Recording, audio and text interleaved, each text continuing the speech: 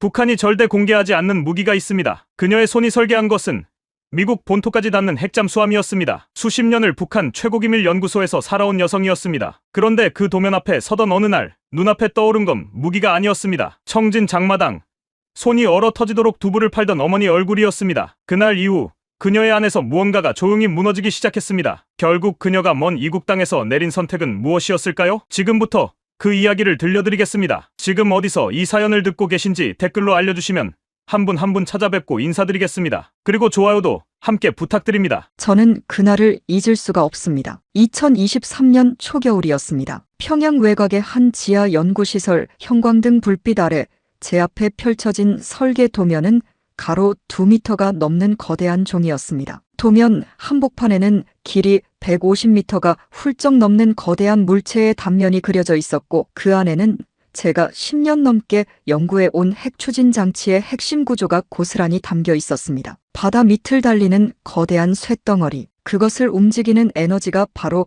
제 손에서 나온 것이었습니다. 옆에 서 있던 상급 연구원이 낮은 목소리로 말했습니다. 동무, 이게 완성되면 미국 본토까지 닿습니다. 저는 그 말에 고개를 끄덕였습니다. 하지만 속으로는 전혀 다른 생각이 스쳐 지나가고 있었습니다. 도면 한쪽 귀퉁이에 적힌 숫자들이 눈에 들어왔습니다. 이 프로젝트에 투입된 예상 규모를 암시하는 숫자들이었습니다. 저는 그 순간 갑자기 청진 장마당이 떠올랐습니다. 어머니 또래의 아주머니들이 옥수수 죽 한 그릇을 팔기 위해 새벽부터 나와 앉아있던 그 장마당이요. 손이 얼어 터지도록 찬바람을 맞으며 앉아있던 그분들의 얼굴이 도면 위로 겹쳐 보였습니다. 그 순간 뭔가 단단한 것이 제 가슴 안에서 와르르 무너지는 소리가 났습니다. 하지만 저는 아무 표정도 짓지 않았습니다. 그곳에서 표정은 곧 목숨이었으니까요. 여러분, 제가 왜 그 도면 앞에 서게 됐는지 말씀드리려면 30년도 더 전으로 거슬러 올라가야 합니다. 제가 태어난 곳은 함경북도 청진시 성천강 줄기가 바다와 만나는 어기 가까이에 있는 작은 동네였습니다. 어르신들은 청진을 두고 함경도의 심장이라고 불렀습니다. 일제시절부터 제철소와 항구가 있어 제법 번성했던 도시였죠. 제가 어릴 때만 해도, 그러니까 80년대 말 무렵만 해도 청진은 그런대로 살만한 곳이었습니다. 아버지는 청진 제철소에서 기계를 다루는 기술자였고 어머니는 동네 인민학교에서 아이들을 가르치는 교사였습니다. 넉넉한 살림은 아니었지만 굶은 날이 없었고 명절이면 어머니가 가래떡을 쪄서 이웃집에 한 소쿠리씩 돌리던 따뜻한 집이었습니다. 제 이름은 한수진입니다. 위로 오빠가 하나 있었는데 오빠는 아버지를 닮아 손재주가 좋았고 저는 어머니를 닮아 책을 좋아했습니다. 학교 가는 길은 성천강 뚝방을 따라 20분쯤 걸어야 했는데 봄이면 강변에 버들강아지가 피어나고 가을이면 낙엽이 강물 위에 떠내려가는 그 길을 저는 지금도 눈을 감으면 선명하게 떠올릴 수 있습니다. 아침마다 도시락 보자기를 허리에 동여매고 그 길을 걸으면서 저는 언젠가 훌륭한 과학자가 되겠다는 꿈을 키웠습니다. 물론 그 시절에 저는 과학이 어떤 무기를 만드는 데 쓰이게 될지 전혀 알지 못했습니다. 우리 동네는 대여섯 집이 다닥다닥 붙은 작은 골목 안쪽에 있었습니다. 옆집 아주머니는 된장찌개 냄새가 담을 넘어올 만큼 찌개를 자주 끓였는데 어머니는 그 냄새가 날 때마다 오늘 저녁은 우리도 된장찌개다 하시며 웃으셨습니다. 그 웃음이 참 좋았습니다. 아버지는 일요일마다 오빠와 저를 데리고 성천강에 나가 작은 물고기를 잡았고 어머니는 그걸 매운탕으로 끓여주셨습니다. 그 맛은 지금도 혀에 남아 있습니다. 지금 이 남쪽 땅에서 아무리 비싼 식당을 가도 그 매운탕 맛은 따라오지 못합니다. 겨울이면 연탄이 문제였습니다. 연탄 배급이 부족해서 한겨울에도 방이 식어버리는 날이 많았습니다. 어머니는 남은 연탄 불씨를 최대한 오래 살리려고 솥에 물을 올려두셨고 저와 오빠는 이불을 같이 뒤집어 쓰고 서로 체온으로 버텼습니다. 그래도 그 시절에는 온 가족이 한 이불 속에 있다는 것 자체가 따뜻함이었습니다. 서로의 숨소리가 들리는 그 밤이 지금 생각하면 오히려 가장 행복했던 시절인지도 모릅니다. 90년대에 들어서면서 청진의 풍경이 조금씩 바뀌기 시작했습니다. 여러분도 아시다시피 그 시절은 북한 전체가 힘들었던 때입니다. 배급이 점점 줄어들더니 어느 순간부터는 아예 끊기기 시작했습니다. 장마당이라는 게 하나둘 생겨났습니다. 장마당이라고 하면 여러분이 아시는 재래시장 같은 곳인데 처음에는 당에서 눈 감아주는 척하면서 몰래 허용하다가 나중에는 없으면 살 수가 없는 곳이 되어버렸습니다. 아버지 월급만으로는 한 달을 버티기가 빠듯해지자 어머니가 두부를 만들어 장마당에 내다 팔기 시작했습니다. 저는 새벽마다 어머니 옆에서 맷돌을 돌리며 콩을 갈았습니다. 손이 시려도 어머니 옆에 있으면 무섭지 않았습니다. 그 두부 팔아번 돈으로 제 공책과 연필을 샀습니다. 94년 김일성 주석이 사망하던 해 여름 저는 중학교 2학년이었습니다. 온 나라가 울음바다가 됐습니다. 저도 울었습니다. 그때는 진심으로 슬펐습니다. 어릴 때부터 위대한 수령님이라고 배웠으니까요. 그러나 그 이후 몇 년간 청진에서는 차마 눈뜨고 볼 수 없는 일들이 벌어졌습니다. 고난의 행군이라 불리는 시절이었습니다. 학교 친구들 중에 한 명, 2명 얼굴이 안 보이기 시작했습니다. 처음에는 이사를 갔나 보다 했는데 나중에 알고 보니 병으로, 굶주림으로 세상을 떠난 아이들이었습니다. 그 시절 청진역 근처에는 집 잃은 사람들이 얼마나 많았는지 거리를 걷다 보면 눈을 어디에 두어야 할지 몰랐습니다. 어머니는 우리 집 앞을 지나는 아이들에게 두부 한 조각씩을 쥐어주셨는데 어느 날 그마저도 더 이상 줄 여유가 없어졌습니다. 어머니는 그날 밤 아무 말씀도 안 하시고 창밖만 바라보셨습니다. 이상하게도 저는 그 시절에도 체제를 의심하지 않았습니다. 아니, 솔직히 말하면 의심할 줄을 몰랐습니다. 학교에서 배운 대로,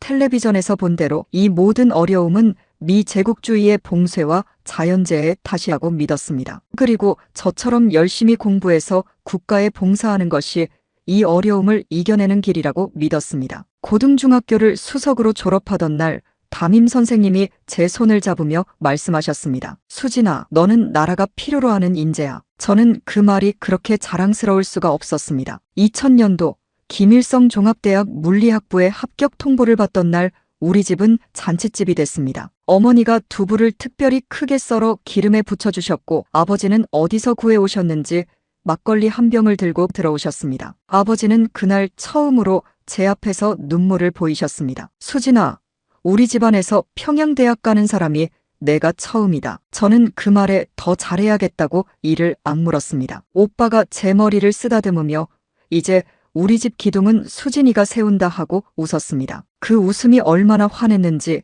지금도 기억합니다. 평양은 청진과는 달랐습니다. 넓은 도로, 높은 건물, 잘 차려입은 사람들. 대학 식당에는 쌀밥이 나왔습니다. 청진에서는 구경하기 힘들었던 흰 쌀밥이요. 기숙사 창문 너머로 대동강이 보였고 저는 그 강을 바라보며 이 나라에는 분명 희망이 있다고 생각했습니다. 지금 돌이켜보면 저는 평양이라는 무대 위에 올려진 연극을 보면서 그게 진짜 현실인 줄 알았던 것입니다. 평양 바깥에서 사람들이 어떻게 살고 있는지는 그 무대 위에서는 보이지 않았으니까요. 핵물리학을 공부하면서 저는 처음으로 내 삶에 뚜렷한 목적이 생겼다는 느낌을 받았습니다. 어렵고 깊은 학문이었지만 그 안에 우주의 비밀이 숨어 있는 것 같아서 가슴이 뛰었습니다. 같은과 동기들과 밤새 연구 이야기를 나누고 도서관에서 해가 뜰 때까지 책을 읽던 그 시절이 참 좋았습니다. 졸업 후 국방과학원 산하연구소에 배치 통보를 받았을 때 저는 드디어 국가를 위해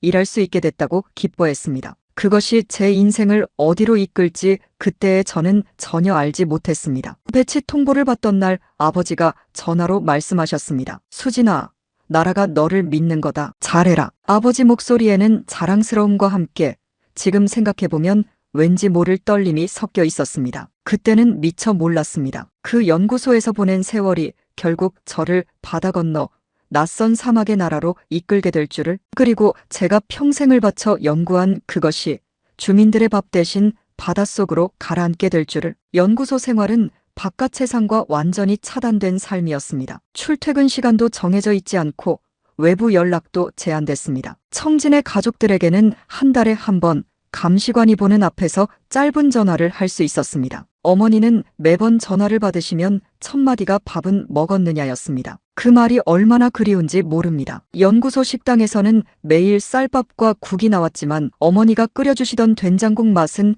그 어디서도 찾을 수가 없었습니다. 연구소 안에는 저 같은 물리학자들 외에도 기계 설계를 맡은 기술자들, 재료 분석을 담당하는 화학자들이 함께 있었습니다. 모두들 국가에서 선택받은 사람들이라는 자부심이 대단했습니다. 회의실 벽에는 우리의 과학이 조국을 지킨다는 구호가 붙어 있었고 저도 처음에는 그 구호를 믿었습니다. 매일 아침 정치학습 시간에 읽고 외우고 다짐했습니다. 믿음이란 그렇게 반복되는 것들 속에서 자라나는 것이니까요. 연구소에서 만난 남편 이야기도 빠뜨릴 수 없습니다. 그이는 해군 출신 기술장교로 잠수함의 기계적 구조를 담당하는 부서에 있었습니다. 과묵하고 성실한 사람이었습니다. 처음 만났을 때 저는 그저 일로 만나는 동료라고만 생각했는데 어느 겨울 야근을 마치고 나오다 그이가 건네준 뜨거운 차 한 잔이 마음에 걸렸습니다. 그렇게 2년이 됐습니다. 결혼 후 딸 하나를 낳았는데 그 아이 이름을 봄이라고 지었습니다. 언제나 봄날 같은 세상에서 살기를 바라는 마음으로요. 지금 그 아이는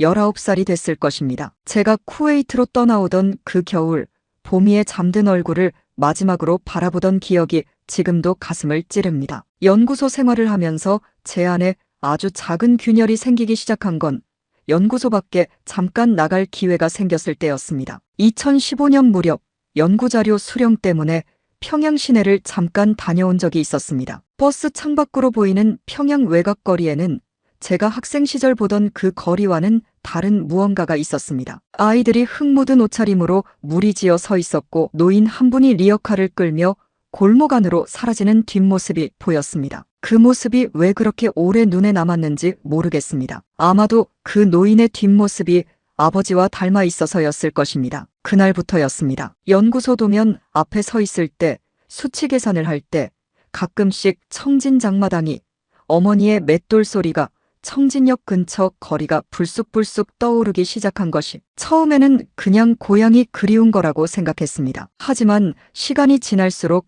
그 생각들이 점점 더 구체적인 질문의 모양을 갖춰가기 시작했습니다. 저는 그 질문을 꾹꾹 눌러 참았습니다. 그 질문을 입 밖에 내는 순간 무슨 일이 생기는지 연구소 안에서 이미 몇 번씩 봐왔으니까요. 2020년 봄이었습니다. 연구소 복도 끝 회의실에 호출을 받던 그날 아침, 저는 평소와 다름없이 출근 점호를 마치고 연구실에 앉아 있었습니다. 호출 쪽지에는 아무 설명도 없이 그냥 3호 회의실, 오전 10시라고만 적혀 있었습니다. 그런 쪽지를 받으면 북한에서는 누구나 가슴이 철렁합니다. 잘못한 게 있든 없든 위에서 부르면 일단 긴장이 되는 게 그 사회의 법칙이었으니까요. 저도 그날 아침 밥을 제대로 못 먹었습니다. 10시가 되어 회의실 문을 열었을 때 안에는 연구소장과 낯선 군복 차림의 간부 2명이 앉아 있었습니다. 동무가 한수진 연구원이요? 그렇습니다. 지금부터 하는 말은 1급 비밀이요. 가족에게도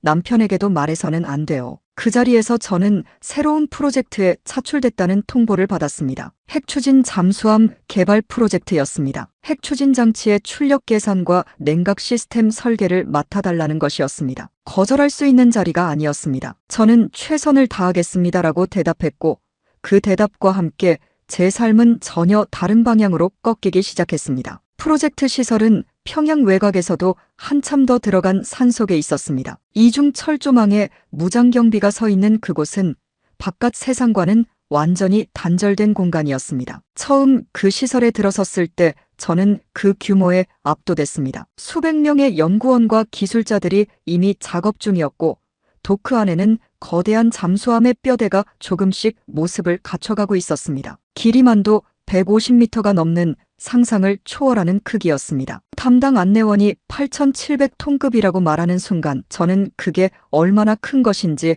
단숨에 계산이 됐습니다. 웬만한 나라의 구축함 수준입니다. 그걸 핵추진으로 움직인다는 것이었습니다. 처음 몇 달은 그저 정신없이 일에 빠져들었습니다. 핵추진 장치의 열출력 계산은 고도로 정밀한 작업이었고 사소한 오차 하나가 치명적인 결과로 이어질 수 있었습니다. 밤낮 구분 없이 수치를 붙잡고 씨름하다 보면 하루가 사라졌습니다. 그 몰입 속에서는 바깥 세상이 생각날 틈이 없었습니다. 나라를 위한 일이라는 자부심도 분명히 있었습니다. 하지만 그 자부심에 처음 금이 간 것은 생각지도 못한 작은 순간이었습니다. 어느 날 저녁 야근을 마치고 동료 연구원 정혜숙 선생과 함께 시설 구내식당에서 늦은 저녁을 먹고 있었습니다. 식판에는 흰쌀밥과 두부찌개, 그리고 고기 반찬까지 있었습니다. 연구원들에게는 특별 배식이 이뤄지고 있었습니다. 혜숙 씨가 식판을 내려다보며 무심코 중얼거렸습니다. 이거 먹을 때마다 좀 그래요. 우리 어머니는 지금 평양 외곽에서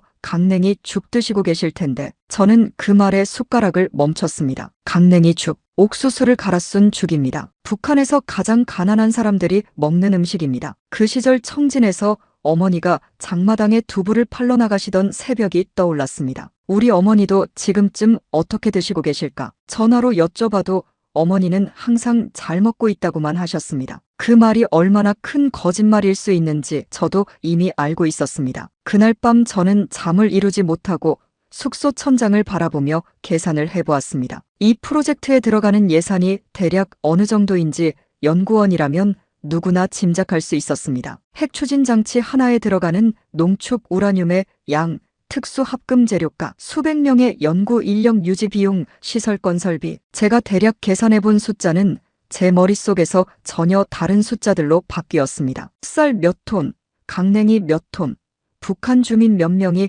몇 년을 먹을 수 있는 양으로요. 그 숫자의 차이가 너무 커서 저는 스스로 그 계산을 지워버렸습니다. 그런 생각은 위험했으니까요. 하지만 한번 눈에 들어오기 시작한 것들은 이후로 계속 눈에 밟혔습니다. 프로젝트 시설에서 몇 킬로미터 떨어진 마을을 외부 출장 때 지나친 적이 있었습니다. 비포장길 옆으로 낮은 집들이 줄지어 있었고 한낮인데도 굴뚝에서 연기가 나지 않는 집들이 여러 채 눈에 들어왔습니다. 겨울도 아닌데 연탄조차 없다는 뜻이었습니다. 그 길 위에서 아이 하나가 쭈그리고 앉아 흙을 만지작거리고 있었는데 얼굴이 너무 작고 창백해서 저도 모르게 시선이 멈췄습니다. 우리 딸 봄이랑 비슷한 나이인 것 같았습니다. 차가 지나치고 나서도 그 아이 얼굴이 오래도록 눈에서 지워지지 않았습니다. 연구소로 돌아와 다시 도면 앞에 앉았을 때 저는 처음으로 이 일이 무엇을 위한 것인가를 진지하게 생각하기 시작했습니다. 이 거대한 잠수함이 완성되면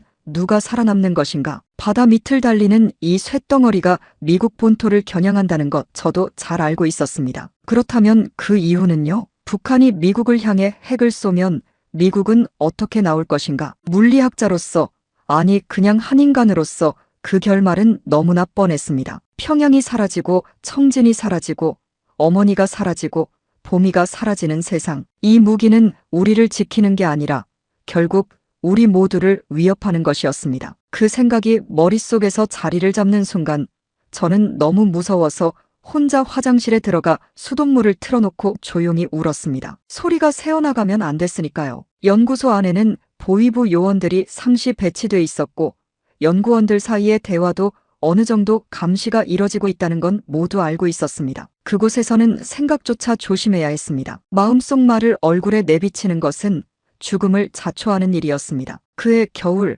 연구소에서 함께 일하던 류철민 선생이 갑자기 사라졌습니다. 어느 날 아침 출근 점호에서 그의 이름이 불렸는데 아무도 나서지 않았습니다. 점호를 마친 후 아무도 류 선생 이야기를 꺼내지 않았습니다. 물어보는 사람도 없었고 설명해주는 사람도 없었습니다. 그저 그 자리가 비어 있었고 다음 날부터 그 빈자리는 없었던 것처럼 채워졌습니다. 나중에 같은 숙소 동료에게 아주 조용히 물어봤더니 그가 귀에다 대고 속삭였습니다. 외부 정보 유입이래요. 더는 묻지 마세요. 저는 그날 이후 류 선생의 이름을 다시는 입에 올리지 않았습니다. 하지만 그의 빈자리는 제 가슴 안에서 사라지지 않았습니다. 류 선생이 사라진 뒤 보위부 요원들이 연구소를 더 자주 드나들기 시작했습니다. 복도에서 마주치면 그들은 아무 말 없이 그냥 지나쳤지만 지나치는 그 짧은 순간에도 눈빛으로 사람을 훑는 게 느껴졌습니다. 저는 그 눈빛을 피하기 위해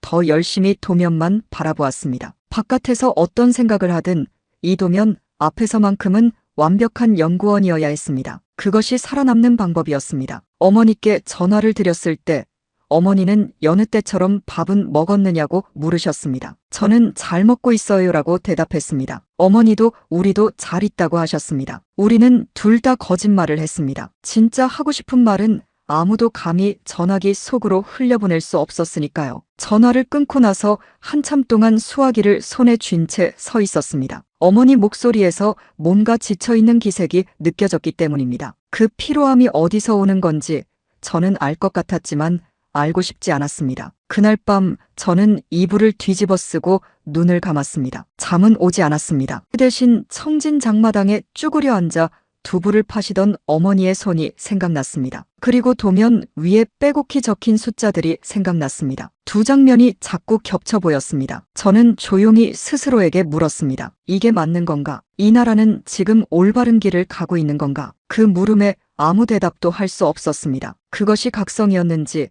아니면 그냥 고단한 밤의 헛생각이었는지 그때는 저도 몰랐습니다. 하지만 한 가지만은 분명했습니다. 그 물음은 한 번 생겨난 뒤로 다시는 사라지지 않았다는 것입니다. 봄이 오고 여름이 지나도록 프로젝트는 쉬지 않고 진행됐습니다. 핵 추진 장치의 냉각 시스템 설계가 제주된 업무였는데 이 작업은 조금의 실수도 허용되지 않는 정밀한 일이었습니다. 원자로에서 발생하는 열을 안정적으로 통제하지 못하면 잠수함 전체가 위험에 빠질 수 있었습니다. 저는 그 무게를 알면서도 매일 도면 앞에 앉았습니다. 손은 일을 했지만 머리는 자꾸 딴 곳을 헤맸습니다. 2021년 가을 남편이 새로운 부대로 전출 명령을 받았습니다. 핵잠 관련 해군 부대였습니다. 가족이 함께 살던 숙소를 떠나 남편은 군 지정시설로 들어가야 했습니다. 이후로는 한 달에 한 번 지정된 면회 날에만 만날 수 있었습니다. 딸 보미는 그때 16살이었는데 아버지가 떠나던 날 현관에서 한참을 매달려 울었습니다. 남편은 보미 머리를 쓰다듬으며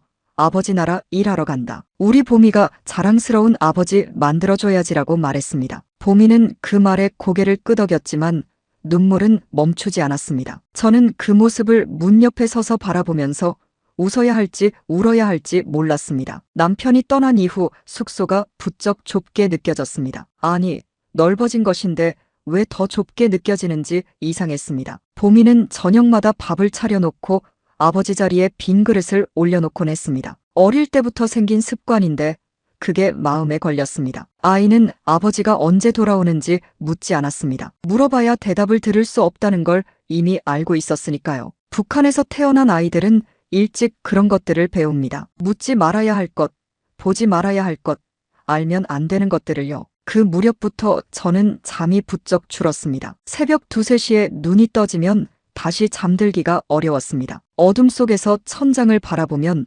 도면 위의 숫자들과 어머니 얼굴과 봄이 얼굴과 그 길에서 마주쳤던 창백한 아이 얼굴이 뒤섞여서 나타났습니다. 그것들이 나타날 때마다 저는 눈을 질끈 감았습니다. 보지 않으면 없는 것처럼 지낼 수 있다고 믿었습니다. 그러나 눈을 감아도 그 얼굴들은 사라지지 않았습니다. 연구소 동료 중에 50대 중반의 장철수 선생이 있었습니다. 재료공학을 담당하는 분으로 입이 무겁고 표정이 거의 없는 사람이었습니다. 그분과는 업무상 자주 마주쳤는데 어느 날 자료실에서 단둘이 있게 됐을 때 그분이 아주 낮은 목소리로 말씀하셨습니다. 한동무, 우리가 이거 완성해봐야 쏘지도 못할 거요. 저는 깜짝 놀라 아무 말도 못했습니다. 그분은 이미 자료를 들고 일어서고 있었습니다. 이게 완성되는 날 우리가 어디 있을지 생각해봤어?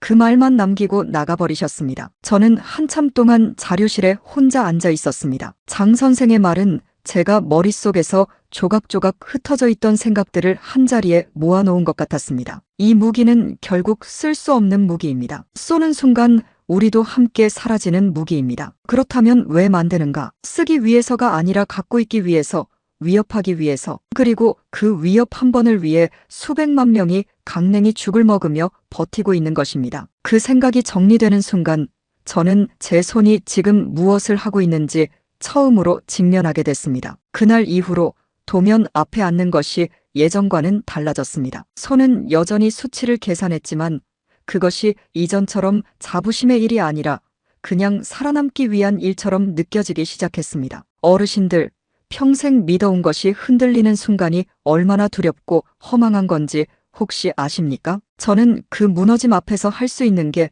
아무것도 없었습니다. 그저 아무 표정 없이 도면을 들여다보는 것 말고는요. 그 겨울이 지나도록 저는 그 물음을 가슴 안에 꽁꽁 눌러두고 살았습니다. 마치 제가 설계하는 핵추진 장치처럼 겉으로는 고요해 보이지만 안에서는 엄청난 열이 끓고 있는 것처럼요. 2022년 겨울이었습니다. 그해 겨울은 유독 일찍 찾아왔습니다. 10월 말부터 이미 영하로 떨어지더니 11월이 되자 연구시설 외벽에 성에가 하얗게 끼기 시작했습니다. 저는 그 창밖의 성에를 바라보며 하루에도 몇 번씩 어머니를 생각했습니다. 청진의 겨울은 평양보다 훨씬 매섭습니다. 동해에서 불어오는 칼바람이 성천강을 얼려버리고 골목 안까지 파고드는 그 추위 속에서 어머니는 지금 어떻게 계실까? 전화를 드리면 언제나 괜찮다고만 하시는 어머니 목소리가 그의 겨울에는 유독 가늘고 작게 들렸습니다. 그 무렵 연구소 분위기는 눈에 띄게 달라져 있었습니다. 보위부 요원들의 방문이 잦아지면서 연구원들 사이의 대화가 눈에 띄게 줄었습니다. 점심 식사 시간에도 예전처럼 잡담을 나누는 사람이 없었습니다. 밥 먹는 동안 다들 식판만 내려다보았습니다. 웃음소리가 사라진 식당은 마치 아무도 없는 것처럼 조용했습니다. 감시가 강해질수록 사람들은 서로에게 더 먼 거리를 두었습니다. 가장 가까운 동료도 가장 위험한 증인이 될 수 있다는 것을 우리는 모두 알고 있었으니까요. 류철민 선생이 사라진 이후 연구소에는 한 가지 불문율이 생겼습니다. 사라진 사람의 이름을 입에 올리지 않는 것입니다. 그 사람이 어떤 이유로 사라졌는지, 지금 어디에 있는지 아무도 묻지 않았습니다. 묻는 것 자체가 의심을 사는 일이었으니까요. 저는 그 침묵이 너무 무거워서 가끔 혼자 화장실에 들어가 거울을 들여다보며 류 선생 이름을 속으로 불러보곤 했습니다. 이상한 버릇이지만 그렇게라도 하지 않으면 그 사람이 이 세상에 존재했다는 사실이 통째로 지워지는 것 같았습니다. 그의 겨울 가장 힘들었던 것은 딸 보미 때문이었습니다. 보미는 그의 고등중학교 4학년에 올라가 있었습니다. 공부를 잘하고 그림을 좋아하는 아이였습니다. 어릴 때부터 도화지에 꽂히며 새며 성천강 풍경을 그려 제게 내밀곤 했는데 그 그림들이 어찌나 맑은지 저는 볼 때마다 마음이 환해졌습니다. 그런 보미가 어느 날 저에게 이런 말을 했습니다. 엄마, 나 대학 가면 군수공장 기술자 하고 싶어. 나라를 위해 일하고 싶어. 저는 그 말에 아무 대답도 하지 못했습니다. 웃어야 할지 말려야 할지 뭐라고 해야 할지 몰랐습니다. 제가 지금 하고 있는 이 일이 딸이 걸어가려는 그 길의 끝에 있다는 생각이 들었기 때문입니다. 저는 그냥 봄이 머리를 쓰다듬으며 잘 생각해봐라라고만 했습니다. 봄이는 고개를 끄덕이고 방으로 들어갔습니다. 그날 밤 저는 오래도록 잠을 이루지 못했습니다. 봄이가 국가를 위해 헌신하겠다고 말할 때 그 눈빛이 얼마나 맑고 진지했는지 저는 그 눈빛이 오히려 두려웠습니다. 제가 20대 초반에 그랬던 것처럼 봄이도 믿고 싶어서 믿는 것입니다. 의심할 줄 모르기 때문이 아니라 의심하면 살 수 없다는 걸 이미 몸으로 배웠기 때문입니다. 그 순간 저는 제 딸이 저처럼 살아가게 하고 싶지 않다는 마음이 처음으로 뚜렷하게 들었습니다. 그것이 제 안에 있던 결심의 씨앗이 처음 싹을 틔운 순간이었습니다. 2023년 초봄 연구소에서 충격적인 일이 벌어졌습니다. 재료 분석팀 소속이었던 강명애 선생이 보위부에 연행됐습니다. 이번에는 류 선생 때와 달리 모두가 보는 앞에서 벌어진 일이었습니다. 강 선생은 40대 초반의 조용한 여성으로 저와는 가끔 차를 나눠 마시는 사이였습니다. 연행되던 날 아침 강 선생은 연구실 문을 들어서다가 복도에서 기다리고 있던 보위부 요원 2명과 마주쳤습니다. 요원들이 그의 팔을 잡자 강 선생은 아무 말도 하지 않았습니다. 다만 복도 끝에 서 있던 저와 눈이 딱 마주쳤는데 그 눈빛을 저는 지금도 잊지 못합니다. 공포도 아니고 분노도 아닌 그냥 체념의 눈빛이었습니다. 오래전부터 이 순간이 올 것을 알고 있었다는 듯한 그런 눈빛이었습니다. 강 선생이 끌려간 뒤 연구소장이 전체 회의를 소집했습니다. 연구소장은 반사회주의적 행위는 절대 용납되지 않는다는 말만 했고 강 선생의 이름도 죄목도 언급하지 않았습니다. 회의실에 앉아 그 말을 듣는 동안 저는 손이 떨렸습니다. 강 선생이 무엇을 했기에 연행됐는지 저는 알 수 없었습니다. 어쩌면 아무것도 하지 않았을 수도 있습니다. 그 사회에서는 아무것도 하지 않아도 끌려가는 경우가 있으니까요. 생각만으로도 표정만으로도 죄가 되는 곳이었습니다. 강 선생이 끌려간 날 이후 저는 제 연구 노트를 새로 정리하기 시작했습니다. 개인적인 메모나 감상 같은 것들을 모두 지웠습니다. 노트 안에는 오직 숫자와 수식만 남겼습니다. 감정이 담긴 문장은 단 한 줄도 두지 않았습니다. 그것조차 언제 어떻게 쓰일지 몰랐습니다. 이 나라에서 기록이란 언제든지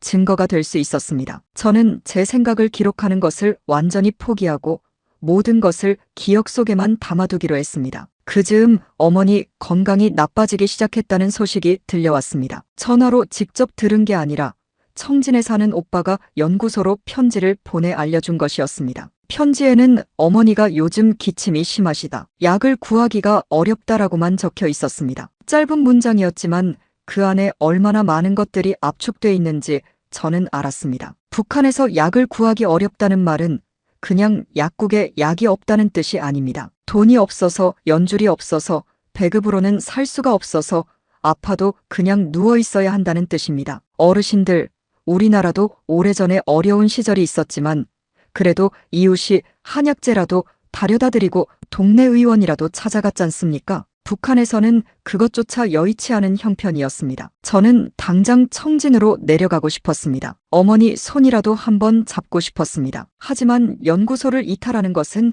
있을 수 없는 일이었습니다. 프로젝트가 진행 중인 동안 연구원은 특별한 허가 없이 시설을 벗어날 수 없었습니다. 저는 상급자에게 가족 방문 허가를 신청했지만 현 시점에서는 불가라는 답변이 돌아왔습니다. 그 답변 쪽지를 손에 쥔 채 한참 서 있었습니다. 어머니가 아픈데 가지 못하는 것, 그 무력감이 제 가슴에 새로운 분노를 차곡차곡 쌓아 올렸습니다. 분노는 이상한 방식으로 저를 변화시켰습니다. 겉으로는 더 조용해지고 더 성실하게 일했습니다. 보위부 요원들 앞에서는 더 또렷하게 구호를 외웠습니다. 하지만 그 안쪽에서는 무언가가 굳어가고 있었습니다. 더 이상 흔들리지 않는 무언가가요. 살아남아야 한다는 것, 그리고 살아남는 것만으로는 부족하다는 것, 그 두 생각이 처음으로 동시에 제 머릿속에서 자리를 잡았습니다. 2023년 여름이 끝나갈 무렵 연구소에 예상치 못한 소식이 돌았습니다. 해외기술협력 파견단이 구성된다는 것이었습니다. 쿠웨이트 건설 프로젝트에 기술 자문 인력을 보낸다는 내용이었는데 그 파견단에 연구소 인력 일부가 포함된다는 것이었습니다. 저는 그 소문을 처음 들었을 때 별 관심을 두지 않았습니다. 해외 파견은 충성도가 검증된 극소수에게만 주어지는 자리였고 저 같은 핵추진 연구원이 그 자리에 낄 수 있을 거라고는 생각하지 못했으니까요. 하지만 그 소문이 들리고 얼마 지나지 않아 저는 다시 3호 회의실로 불려갔습니다. 회의실 문을 열었을 때 안에는 이전과 같은 군복 차림의 간부가 앉아 있었습니다. 이번에는 표정이 조금 달랐습니다. 딱딱하지 않고 오히려 부드럽게 마치 좋은 소식을 전하려는 사람처럼 앉아 있었습니다. 한수진 동무 앉으시오. 저는 조심스럽게 의자를 당겨 앉았습니다. 동무를 이번 쿠웨이트 기술 협력 파견단에 포함시키기로 했어. 건설 분야 기술 자문 명목으로 나가게 되는데 실제로는 현지에서 해외 기술 정보 수집 업무도 병행해야 하오. 동무의 전문성이 필요한 부분이 있어. 저는 그 말을 듣는 순간 심장이 한 박자 멈추는 것 같았습니다. 해외, 파견, 두 단어가 귓속에서 울렸습니다. 겉으로는 아무 감정도 드러내지 않으려고 입술을 꼭 다물었습니다. 최선을 다하겠습니다. 제가 할 수 있는 말은 그것뿐이었습니다. 간부는 고개를 끄덕이며 파견 일정과 주의 사항을 쭉 읽어내려갔지만 그 이후의 말은 제 귀에 잘 들어오지 않았습니다. 머릿속에는 전혀 다른 생각들이 빠르게 소용돌이치고 있었으니까요. 회의실을 나와 복도를 걸으면서 저는 손바닥을 꽉 쥐었습니다. 손에 땀이 배어 있었습니다. 이 기회가 무엇을 의미하는지 그 순간 이미 직감적으로 알고 있었습니다. 하지만 그 생각을 입 밖에 내는 것은 물론이고 눈빛 하나 달라지는 것도 허용되지 않았습니다. 연구실로 돌아와 의자에 앉아 도면을 폈습니다. 손은 수식을 써내려갔지만 마음은 이미 전혀 다른 곳에 가 있었습니다. 그날 밤 보미와 마주 앉아 저녁을 먹으면서 저는 딸의 얼굴을 한참 바라보았습니다. 보미는 학교 이야기를 쉬지 않고 늘어놓았습니다. 친구가 그림 대회에서 상을 받았다느니 음악 시간에 배운 노래가 어렵다느니 하는 이야기들이었습니다. 저는 고개를 끄덕이며 들었습니다. 밥이 목으로 넘어가지 않았습니다. 이 아이에게 아무 말도 할 수 없다는 것이 그렇게 고통스러울 수 없었습니다. 쿠웨이트 파견 이야기도 제 머릿속에 싹트고 있는 생각도 아무것도 말할 수 없었습니다. 보미가 숙제를 하러 방으로 들어간 뒤 저는 한참을 부엌 창가에 서 있었습니다. 창밖으로 평양 외곽의 불빛이 드문드문 보였습니다. 이 나라에서는 밤에도 환하게 불을 켜놓는 집이 많지 않습니다. 전기가 부족하니까요. 그 어두운 창밖을 바라보며 저는 생각했습니다. 이 어둠이 언제쯤 거칠 것인가? 내가 이 자리에서 평생을 살아간다면 보미는 어떤 삶을 살게 되는 것인가? 어머니 생각도 났습니다. 기침이 심하다고 했는데 약도 제대로 못 구하신다는데 저는 옆에도 못 있고 오빠 혼자 어머니를 모시고 있다는 것도 마음에 걸렸습니다. 오빠도 넉넉한 형편이 아닌데 연로하신 어머니 약값을 어떻게 감당하고 있는지 전화 한 통 드려도 어머니는 다 괜찮다고만 하실 테지만 그 괜찮다는 말 뒤에 얼마나 많은 것들이 숨어 있는지 저는 너무 잘 알았습니다. 연구소 생활을 하면서 제 몸도 많이 상해 있었습니다. 수면이 부족한 채로 몇 년을 지내다 보니 늘 머리가 무겁고 조금만 무리해도 어지럼증이 왔습니다. 연구소 의무실에 가면 기본적인 진찰은 받을 수 있었지만 속에서 오는 병은 어떤 의원도 고쳐줄 수가 없었습니다. 제 몸을 갉아먹고 있는 것은 피로가 아니라 불안이었으니까요. 언제 강 선생처럼 복도에서 팔을 잡힐지 모른다는 불안, 보미의 미래가 어디로 갈지 모른다는 불안, 어머니가 제 곁을 떠나기 전에 마지막으로 한 번이라도 볼 수 있을지 모른다는 불안이 쌓이고 쌓여 저를 안쪽에서부터 무너뜨리고 있었습니다. 쿠웨이트 파견 출발 날짜가 석 달 뒤로 잡혔습니다. 그 석 달 동안 저는 평소와 똑같이, 아니 더 열심히 일했습니다. 아무것도 달라진 것이 없는 것처럼 누군가 저를 보고 있을 것이 분명했고 그 시선 앞에서 단 한순간도 흔들리는 모습을 보여서는 안 됐습니다. 도면을 붙잡고 수식을 계산하고 회의에 앉아 발표를 하고 점호에 나가 구호를 외쳤습니다. 그 모든 것을 하면서 속으로는 딱 한 가지 생각만을 붙들고 있었습니다. 이대로는 살 수 없다. 이대로는 안 된다. 그 생각이 이제는 질문이 아니었습니다. 대답이었습니다. 2025년 10월이었습니다. 쿠웨이트 파견 출발이 2달 앞으로 다가온 어느 저녁, 저는 숙소 창가에 앉아 보미가 오래전에 그려준 그림 한 장을 꺼내 들었습니다. 성천강 강변을 그린 그림이었습니다. 보미가 12살 때 도화지에 크레용으로 그린 것인데 강물이 파랗고 버드나무가 연두색이고 하늘에는 하얀 구름이 두 덩이 떠 있었습니다. 그림 아래에는 삐뚤빼뚤한 글씨로 엄마가 말해준 청진 강변이라고 적혀 있었습니다. 보미는 청진을 직접 본 적이 없었습니다. 제가 말로 들려준 청진의 풍경을 상상으로 그린 것이었습니다. 저는 그 그림을 오래도록 바라보다가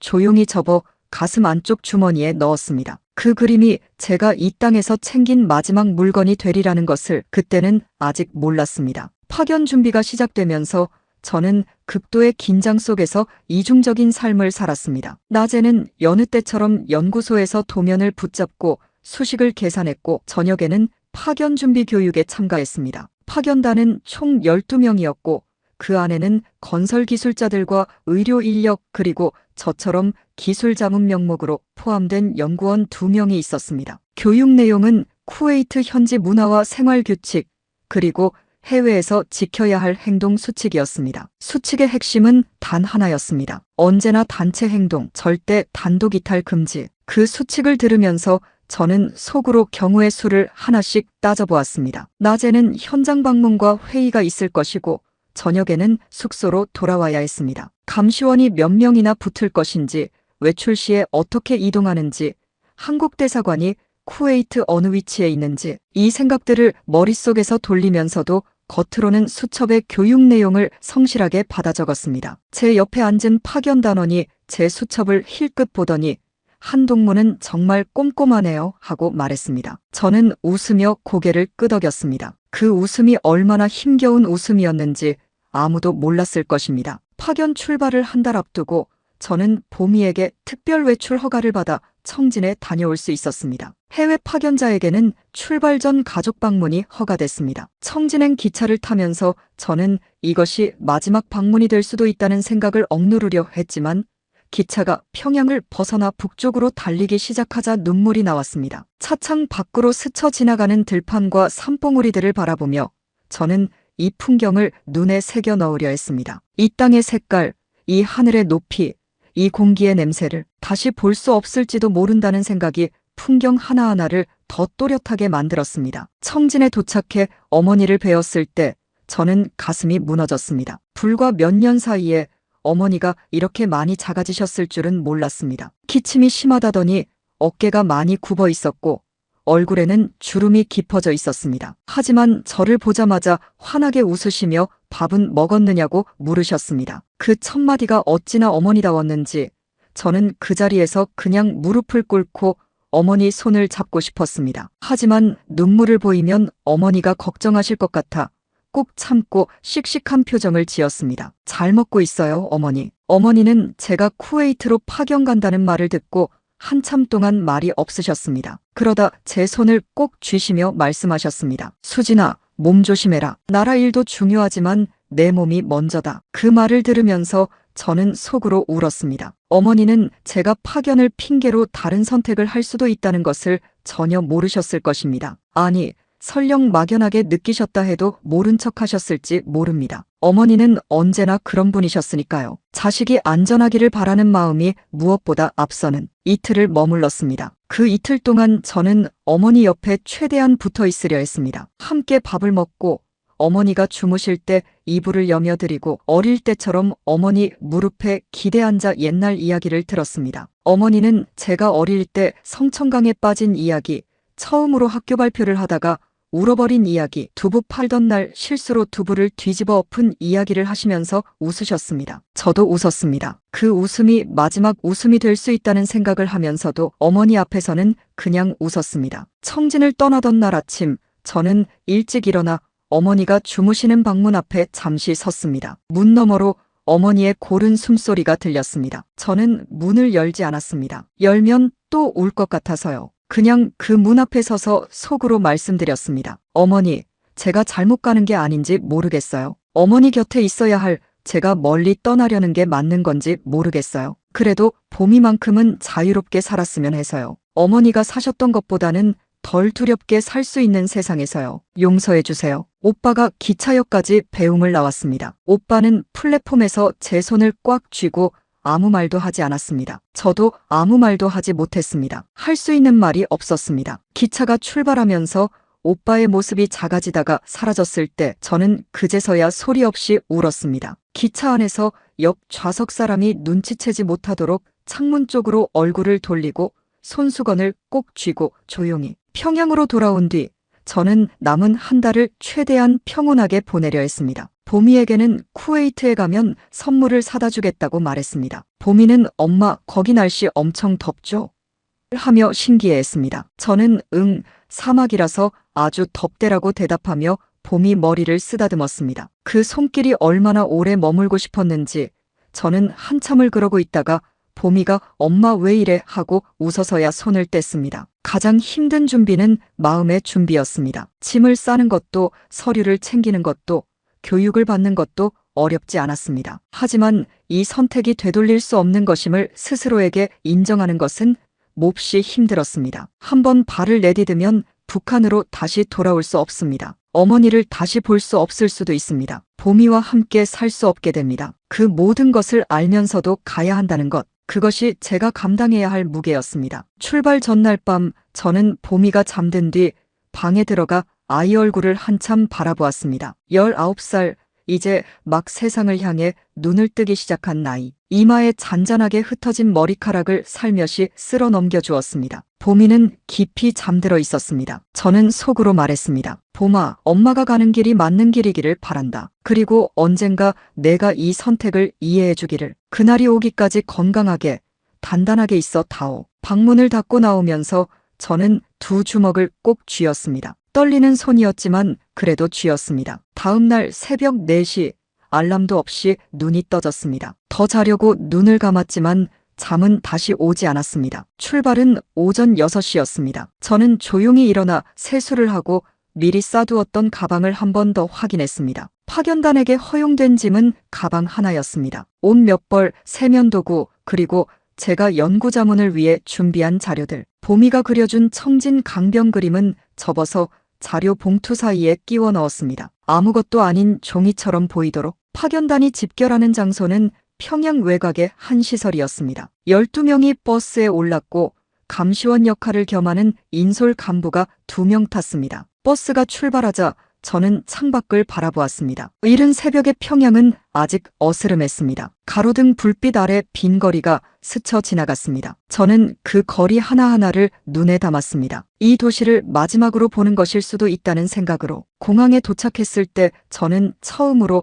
자신이 정말로 이 땅을 떠나게 됐음을 실감했습니다. 출국 수속을 밟으면서 보위부 출국 담당자가 저희 파견단 여권과 서류를 하나하나 확인했습니다. 제 차례가 됐을 때 담당자가 서류를 들여다보다가 잠깐 멈추었습니다. 저는 그 짧은 순간 심장이 멎는 것 같았습니다. 담당자는 이내 도장을 찍고 서류를 돌려주었습니다. 숨을 내쉬었습니다. 너무 조심스럽게 아무도 눈치채지 못하도록. 비행기에 오르면서 저는 탑승구 너머로 평양 하늘을 한번 올려다보았습니다. 2025년 12월의 평양 하늘은 맑고 차가웠습니다. 하늘은 언제나 그냥 하늘이었습니다. 경계도 없고 감시도 없이 그냥 높고 파랗게 있는 것이 하늘이었습니다. 저는 그 하늘을 잠깐 바라보다 고개를 숙이고 탑승구 안으로 들어섰습니다. 뒤를 돌아보지 않았습니다. 돌아보면 무너질 것 같았으니까요. 비행기 안에서 파견 단원들은 저마다 조용히 앉아 있었습니다. 창가 자리를 배정받은 저는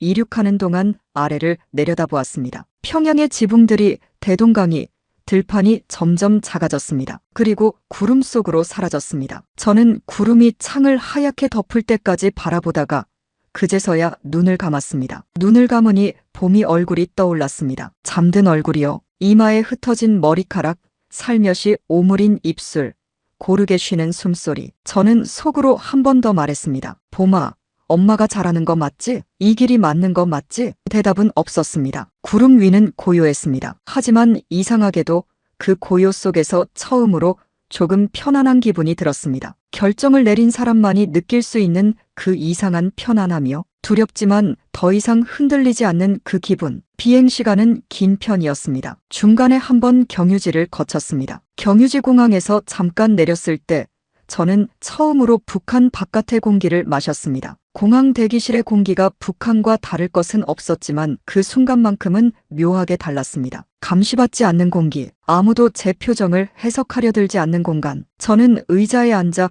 아무도 모르게 조용히 숨을 크게 들이마셨습니다. 쿠웨이트 공항에 도착했을 때는 현지 시간으로 저녁 무렵이었습니다. 비행기 문이 열리자 뜨겁고 건조한 바람이 밀려 들어왔습니다. 12월인데도 그 온기가 느껴졌습니다. 파견 단원 중 한 명이 아이고 덥다라고 중얼거렸고 다들 웃었습니다. 저도 웃었습니다. 그 웃음 속에서 저는 생각했습니다. 이제 시작이다. 기회는 한 번뿐이다. 이 더운 땅에서 단 한 번의 기회를 붙잡아야 한다. 인솔 간부가 파견 단원들을 한 줄로 세웠습니다. 자, 지금부터 현지 체류 기간 동안 단체 행동 원칙 잊지 마시오. 개인 행동은 절대 불가요. 저는 그 말을 들으며 고개를 끄덕였습니다. 속으로는 정반대의 다짐을 하면서요. 기회를 찾겠다. 반드시 찾겠다. 공항 밖으로 나오자 쿠웨이트의 밤하늘이 펼쳐졌습니다. 별이 많았습니다. 사막의 하늘은 맑아서 별이 선명하게 보인다는 말을 들은 적이 있었는데 정말이었습니다. 저는 잠깐 하늘을 올려다보았습니다. 저 별들은 평양 하늘에도 청진 하늘에도 같이 떠 있을 것입니다. 어머니도 지금 이 별들을 보고 계실까? 봄이도 저 별을 보며 무슨 생각을 하고 있을까? 버스에 올라 숙소로 이동하면서 저는 창밖으로 쿠웨이트 도심의 불빛을 바라보았습니다. 환했습니다. 밤인데도 대낮처럼 환하게 불을 밝힌 도시가 창밖으로 펼쳐졌습니다. 높은 건물들, 넓은 도로, 달리는 차들. 저는 그 빛들을 바라보며 생각했습니다. 저 빛들 속 어딘가에 한국 대사관이 있다. 그리고 그곳에 닿기까지 내게 남은 시간이 얼마 없다. 쿠웨이트에 도착한 첫날 밤, 저는 숙소 침대에 누웠지만 잠을 이루지 못했습니다. 파견단 숙소는 쿠웨이트 시내에서 조금 떨어진 곳에 있는 아파트형 건물이었습니다. 방 2개짜리 숙소에 여성 단원 셋이 함께 지내게 됐는데 나머지 2명은 의료 인력으로 파견된 분들이었습니다. 침대에 누워 천장을 바라보며 저는 일정을 머릿속으로 그려보았습니다. 파견 기간은 총 2달, 주중에는 현장 방문과 회의, 주말에는 숙소 대기가 기본 원칙이었습니다. 이동은 항상 단체로 인솔 간부가 동행했습니다. 개인 외출은 불가였고 전화기도 인솔 간부가 관리했습니다. 촘촘한 감시였습니다. 하지만 어떤 감시에도 반드시 틈이 있습니다. 저는 그 틈을 찾아야 했습니다. 첫 주는 현장 적응과 회의 참석으로 빠르게 지나갔습니다. 쿠웨이트의 낮은 뜨거웠습니다. 12월인데도 낮 기온이 25도를 웃돌았고 햇빛이 내리쬐는 야외에 나서면 얼굴이 따가울 정도였습니다. 북한에서 평생 함경도와 평양의 겨울을 보내온 저에게 그 열기는 낯설었습니다. 하지만 낯선 것은 기후만이 아니었습니다. 도로 위를 달리는 차들, 밤에도 환하게 켜진 상점들, 자유롭게 걷고 이야기하는 사람들. 그 모든 것이 제가 평생 살아온 세상과는 전혀 달랐습니다. 그 차이를 보면서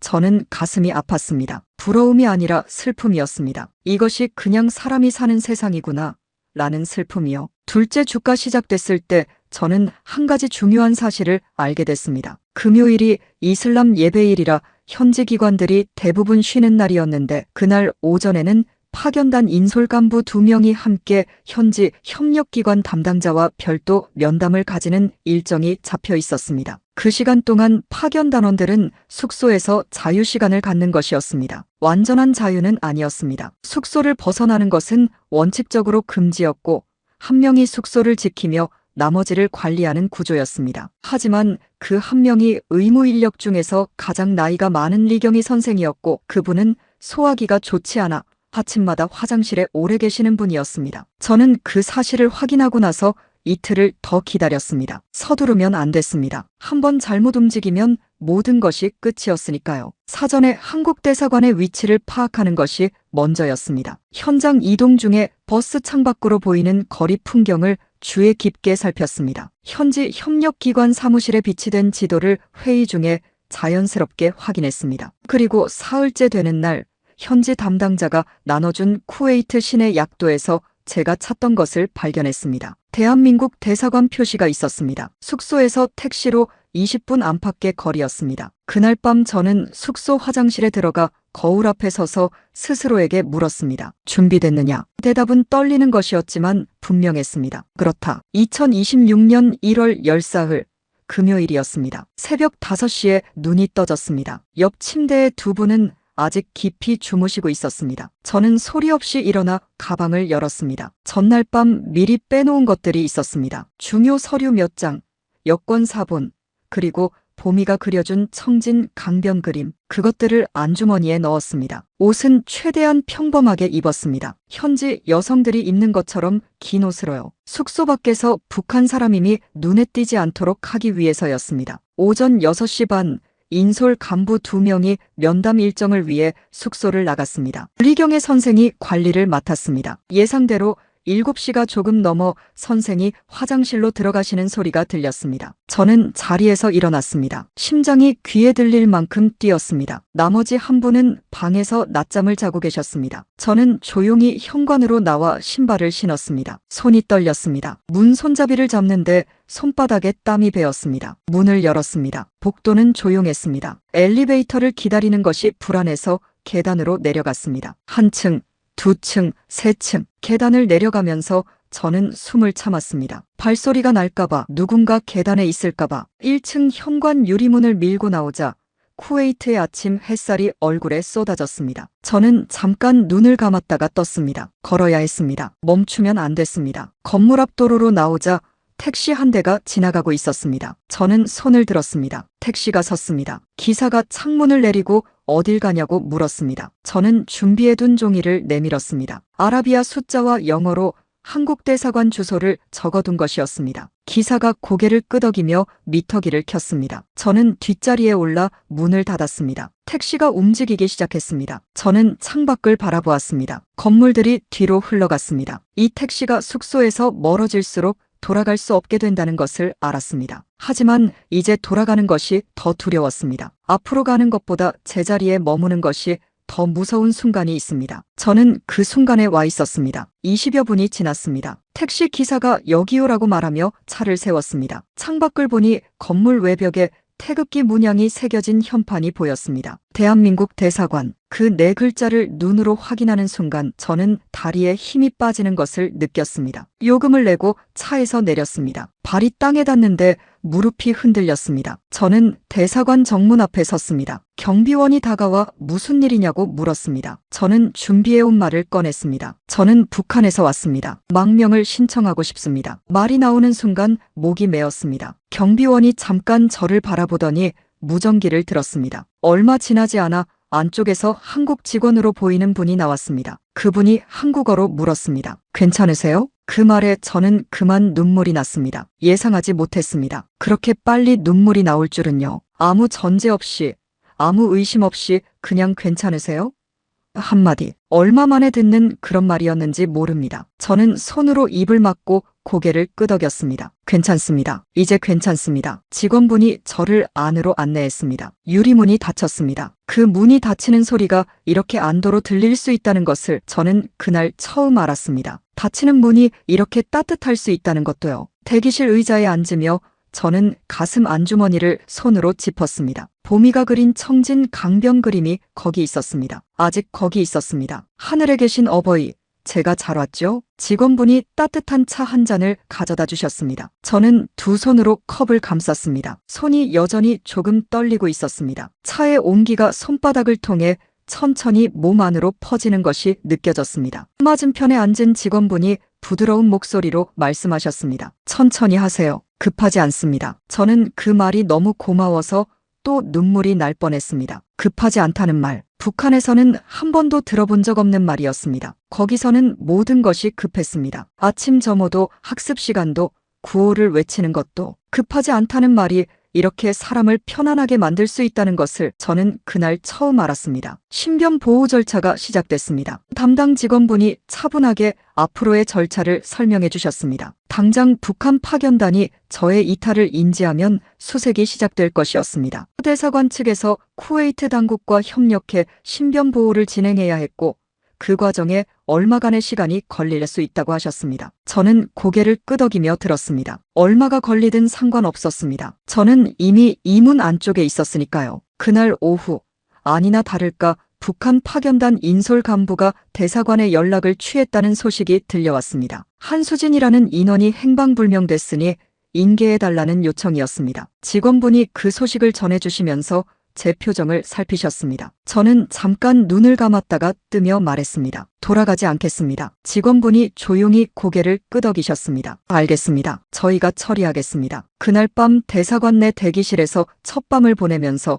저는 생전 처음으로 아무도 감시하지 않는 공간에 혼자 있다는 것을 실감했습니다. 방 안에 저 혼자뿐이었습니다. 누가 문을 두드리거나 들어오지 않았습니다. 숨소리를 조심하지 않아도 됐습니다. 표정을 관리하지 않아도 됐습니다. 저는 이불을 끌어안고 한참을 울었습니다. 소리내어 울었습니다. 북한에서는 울고 싶어도 소리를 낼 수 없었는데 그 억눌린 울음이 한꺼번에 쏟아지는 것 같았습니다. 얼마나 울었는지 모릅니다. 지쳐서 그냥 잠이 들 때까지 울었습니다. 다음 날 아침 눈을 뜨면서 저는 오늘이 무슨 요일인지 몇 시인지 잠깐 잊어버렸습니다. 그리고 곧 기억했습니다. 쿠웨이트 대한민국 대사관 2026년 1월 열나흘. 저는 이 나라 사람이 아닙니다. 저는 북한을 나온 사람입니다. 돌아갈 수 없는 선택을 한 사람입니다. 그 생각이 밀려오는 동시에 이상하게도 마음이 가라앉았습니다. 결정이 끝난 사람의 고요함이랄까요? 더 이상 무엇을 선택할 필요가 없다는 것, 이미 선택했다는 것이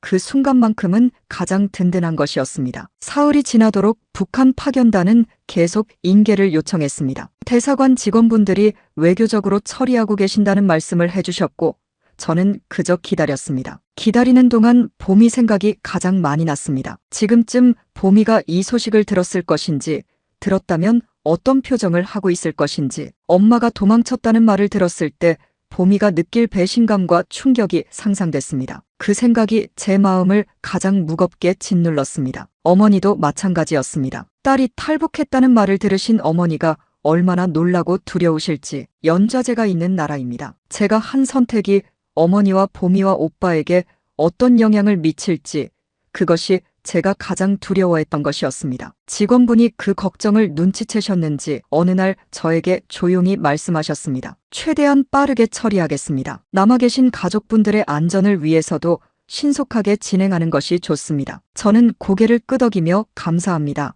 라고 했습니다. 그 말 두 마디가 그때 제가 할 수 있는 전부였습니다. 일주일이 지나고 열흘이 지났습니다. 쿠웨이트 당국의 협조로 신변 보호가 공식 확정됐다는 소식이 전해졌습니다. 북한 파견단은 나머지 인원을 데리고 귀국한다는 소식도 들렸습니다. 그 소식을 들으면서 저는 파견단에 함께 있던 분들 얼굴을 떠올렸습니다. 리경의 선생도 나머지 분들도 아마 제 때문에 조사를 받게 될 것입니다. 그분들에게 미안했습니다. 하지만 그분들도 언젠가는 이해해 주시기를 바라는 마음이었습니다. 이 선택이 잘못된 것이 아니라는 것을. 대사관 대기실 창문으로 쿠웨이트의 하늘이 보였습니다. 낮에는 눈이 부실 만큼 파란 하늘이, 저녁에는 붉게 물드는 노을이 보였습니다. 사막의 노을은 제가 평생 본 것 중에 가장 붉고 넓었습니다. 그 노을을 바라보며 저는 생각했습니다. 이 하늘 아래 어딘가에서 봄이도 하늘을 보고 있겠지. 같은 하늘이다. 우리 사이에 어떤 경계가 있든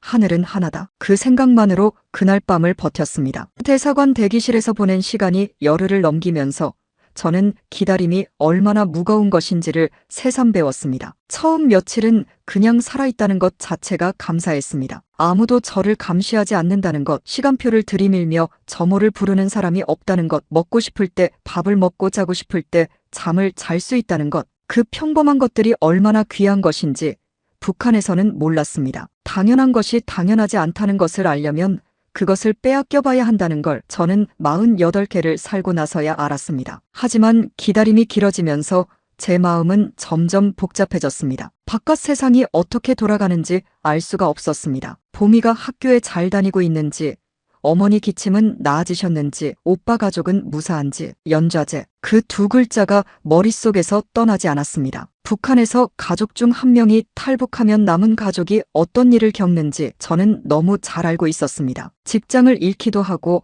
살던 곳에서 쫓겨나기도 하고 심한 경우에는 수용소로 끌려가기도 합니다. 제 선택이 봄이와 어머니와 오빠에게 그런 결과를 가져다 줄 수도 있다는 생각이 밥을 먹다가도 불쑥불쑥 찾아왔습니다. 담당 직원분이 제 얼굴을 보더니 어느 날 조용히 말씀하셨습니다. 남겨두신 가족 걱정이 크시죠? 저는 그냥 고개를 끄덕였습니다. 국내에 들어오시면 가족들 소식을 찾을 수 있는 방법들이 있습니다. 탈북민 지원단체들이 많이 도와드립니다. 그 말씀이 작은 위안이 됐습니다. 저 혼자가 아니라는 것, 이런 상황을 먼저 겪은 사람들이 있다는 것이요. 그 즈음 직원분이 저에게 한 가지를 부탁하셨습니다. 제가 연구소에서 알고 있는 것들, 핵추진 잠수함 프로젝트에 관한 내용을 진술해 달라는 것이었습니다. 공식적인 절차라고 하셨습니다. 저는 잠깐 망설였습니다. 제가 알고 있는 것들을 입 밖에 내는 순간 그것은 되돌릴 수 없는 것이 됩니다. 북한으로의 귀환 가능성이 완전히 닫히는 것이기도 했습니다. 하지만 저는 이미 알고 있었습니다. 그 문은 대사관 유리문이 닫히던 순간 이미 닫혔다는 것을. 저는 기억을 하나씩 꺼냈습니다. 핵추진 장치의 구조, 냉각 시스템의 원리, 프로젝트의 규모, 연구 노트를 다 두고 왔지만 제 머릿속에는 10년치 계산이 담겨 있었습니다. 그것들을 하나씩 말하는 동안 저는 이상한 기분이 들었습니다. 평생 이 정보를 지키기 위해, 아니 이 정보로부터 감시받으며 살아왔는데 이제 그것을 스스로 꺼내놓는다는 것이요. 무겁고 두려웠지만 동시에 이상하게 홀가분하기도 했습니다. 오래 짊어진 짐을 내려놓는 느낌이었습니다. 진술을 마치고 나서 담당 직원분이 물 한 잔을 건네며 말씀하셨습니다. 수고 많으셨습니다. 정말 용기 있는 분이십니다. 저는 그 말에 고개를 저었습니다. 용기가 있어서가 아니었습니다. 더 이상 겁쟁이로 살 수가 없어서였습니다. 두려워서 모른 척하고, 두려워서 눈을 감고, 두려워서 도면만 들여다보는 삶을 20년 가까이 해왔습니다. 그게 용기가 없는 것인지 살기 위한 것인지는 모르겠지만 더 이상 그렇게는 못 살겠다고 생각한 것뿐이었습니다. 대기실에서 보내는 하루하루가 쌓이면서 저는 조금씩 생각을 정리해 나갔습니다. 남편 생각도 많이 했습니다. 핵잠 관련 해군 부대에 있는 남편이 지금 어떤 상황에 처해 있을지 걱정됐습니다. 아내가 탈북했다는 소식이 부대에 전해졌을 것이고 남편도 조사를 받았을 것입니다. 결혼을 하면서 우리는 서로에게 어떤 말도 하지 않았습니다. 이 나라에서 부부 사이에도 어떤 말은 할 수 없었으니까요. 남편이 과연 제 선택을 이해할 수 있을지 아니면 배신이라고 생각할지 그것은 제가 알 수 없는 일이었습니다. 다만 남편도 그 도면 앞에서 그 부대 안에서 저와 비슷한 것을 느꼈으리라는 생각은 했습니다. 느꼈지만 말할 수 없었을 것이라는 것도요. 대기 20일째 되던 날 저녁 담당 직원분이 좋은 소식을 가져오셨습니다. 쿠웨이트 당국과의 협의가 마무리 단계에 들어갔고 조만간 한국행 절차를 밟을 수 있게 됐다는 것이었습니다. 저는 그 말을 듣는 순간 눈이 뜨거워졌습니다. 한국. 그 두 글자를 이렇게 실제로 된 것으로 들을 날이 오리라는 것이 불과 한 달 전만 해도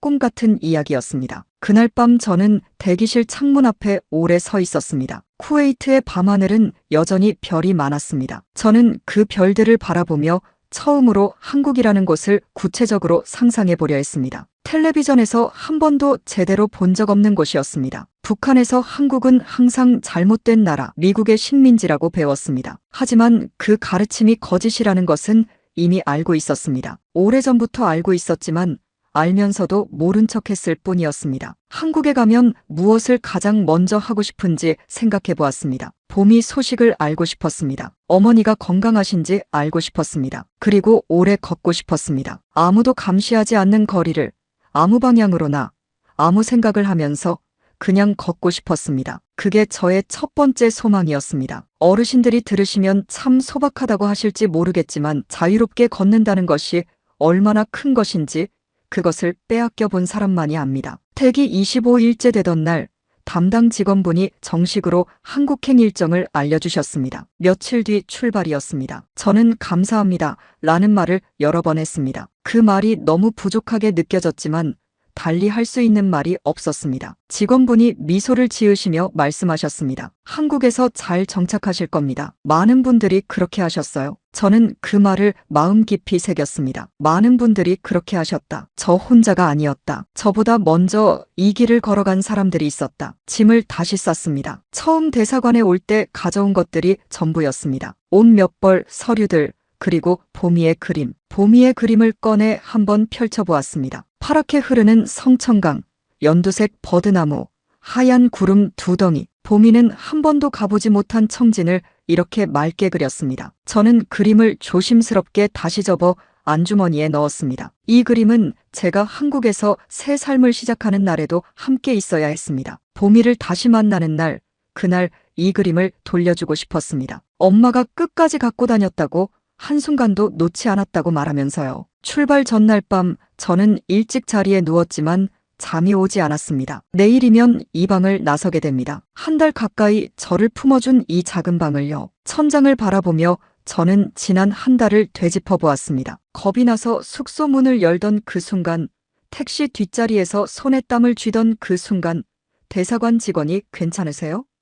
하고 물었을 때 그냥 무너지듯 울었던 그 순간, 그 모든 순간이 이제는 꿈처럼 느껴졌습니다. 하지만 꿈이 아니었습니다. 이것은 제 삶이었습니다. 제가 선택한 제 삶이었습니다. 한국행을 앞두고 담당 직원분이 몇 가지를 미리 알려주셨습니다. 한국에 도착하면 먼저 국가정보원 조사를 받게 되고 그 다음 하나원이라는 곳에서 사회적응 교육을 받게 된다고 하셨습니다. 하나원, 생전 처음 듣는 이름이었습니다. 탈북민들이 한국 생활에 적응할 수 있도록 도와주는 교육시설이라고 하셨습니다. 그 설명을 들으면서 저는 이 나라가 탈북민을 받아들이기 위해 이런 시스템을 갖추고 있다는 것이 새삼 놀라웠습니다. 북한에서는 남한이 탈북민을 도구로 쓰다가 버리는 곳이라고 가르쳤습니다. 그것이 또 하나의 거짓이었습니다. 직원분이 하나원 이야기를 해주시면서 이런 말씀도 덧붙이셨습니다. 먼저 오신 분들 중에 비슷한 분야에서 일하셨던 분들도 계세요. 한국에서 새로운 연구 활동을 하시는 분들도 있고요. 저는 그 말이 참 묘하게 들렸습니다. 북한에서 핵무기를 연구하던 사람이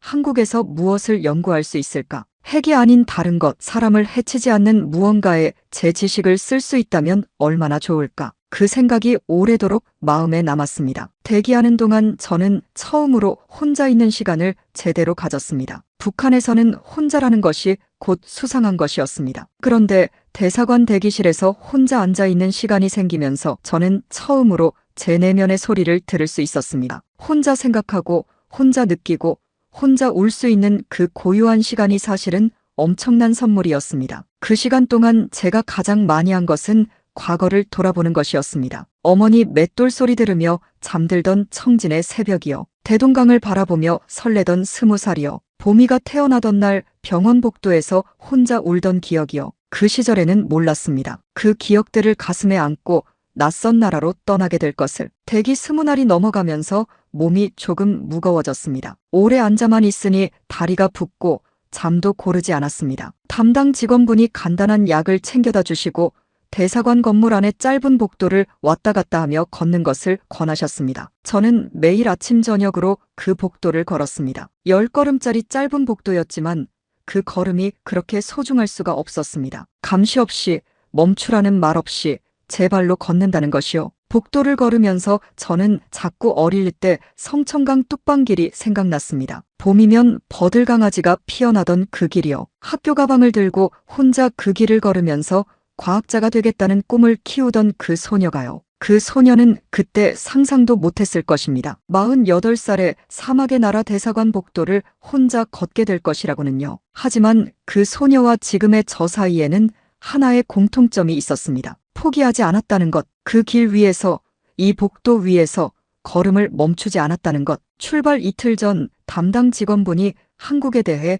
이것저것 이야기해 주셨습니다. 지하철이 촘촘하게 연결돼 있고 편의점이 골목마다 있고 인터넷으로 무엇이든 검색할 수 있다고 하셨습니다. 저는 그 이야기들을 들으면서 조금 겁이 났습니다. 두려움의 종류가 달라진 것이었습니다. 쫓기는 두려움이 아니라 새로운 세상 앞에서의 두려움이었습니다. 어르신들도 그런 경험 있으시지 않습니까? 오래 살던 곳을 떠나 새로운 곳으로 갈 때의 그 막막함과 설렘이 뒤섞인 기분이요. 저는 그 기분을 처음 느끼고 있었습니다. 직원분이 마지막으로 이런 말씀을 해주셨습니다. 처음에는 힘드실 수 있어요. 낯선 것도 많고 말투도 조금 다르고. 그래도 우리 민족이잖아요. 금방 적응하십니다. 우리 민족. 그 말이 가슴 어딘가를 울렸습니다. 북한에서 남한은 다른 나라, 적국이었습니다. 그런데 지금 이 직원분은 우리 민족이라고 하셨습니다. 그 한마디 안에 얼마나 많은 것들이 담겨 있는지, 분단이라는 것이 얼마나 이상한 것인지 저는 그 순간 다시 한번 생각했습니다. 같은 말을 쓰고 같은 음식을 먹고 같은 노래를 부르며 자란 사람들이 어쩌다 서로를 적이라고 배우며 살아가는 것인지, 성천강을 그리워하는 마음과 한강을 사랑하는 마음이 다를 게 무엇입니까? 분단이 가른 것은 땅이었지 마음은 아니었습니다. 적어도 저는 그렇게 믿고 싶었습니다. 출발 전날 밤 저는 마지막으로 창문을 열고 쿠웨이트의 밤 공기를 마셨습니다. 건조하고 따뜻한 공기였습니다. 멀리서 도시의 불빛이 반짝였습니다. 저는 그 불빛들을 바라보며 속으로 이 나라의 작별을 고했습니다. 저를 품어준 이 낯선 땅에 감사했습니다. 대사관 문 안으로 들어오는 것을 허락해준 이 나라에 감사했습니다. 그리고 내일이면 저는 진짜 새로운 시작을 향해 날아오릅니다. 2026년 2월 저는 한국으로 갑니다. 2026년 2월 드디어 한국행 날이 왔습니다. 출발 당일 아침 저는 새벽 4시에 눈이 떠졌습니다. 알람도 없이 누가 깨우지도 않았는데 그냥 눈이 떠졌습니다. 대기실 창밖은 아직 어두웠습니다. 저는 자리에서 일어나 조용히 세수를 하고 짐을 한 번 더 확인했습니다. 옷 몇 벌, 서류, 그리고 보미의 그림, 전부 그대로였습니다. 저는 거울 앞에 서서 제 얼굴을 바라보았습니다. 한 달 사이에 눈 밑에 그늘이 짙어졌고 뺨이 조금 꺼진 것 같았습니다. 그래도 눈빛은 달랐습니다. 연구소에서 도면을 들여다보던 눈빛, 복도에서 보위부 요원들을 마주칠 때마다 시선을 내리깔던 그 눈빛이 아니었습니다. 어딘가 모르게 가라앉아 있으면서도 꺼지지 않은 불씨 같은 것이 보였습니다. 저는 그 눈빛이 마음에 들었습니다. 담당 직원분이 이른 아침부터 오셔서 최종 출발 준비를 도와주셨습니다. 공항 이동부터 탑승 수속, 출국 절차까지 직원분이 내내 동행해 주셨습니다. 쿠웨이트 공항에 들어서면서 저는 한 달 전 이 공항에 처음 내렸을 때를 떠올렸습니다. 파견단 버스에서 내리며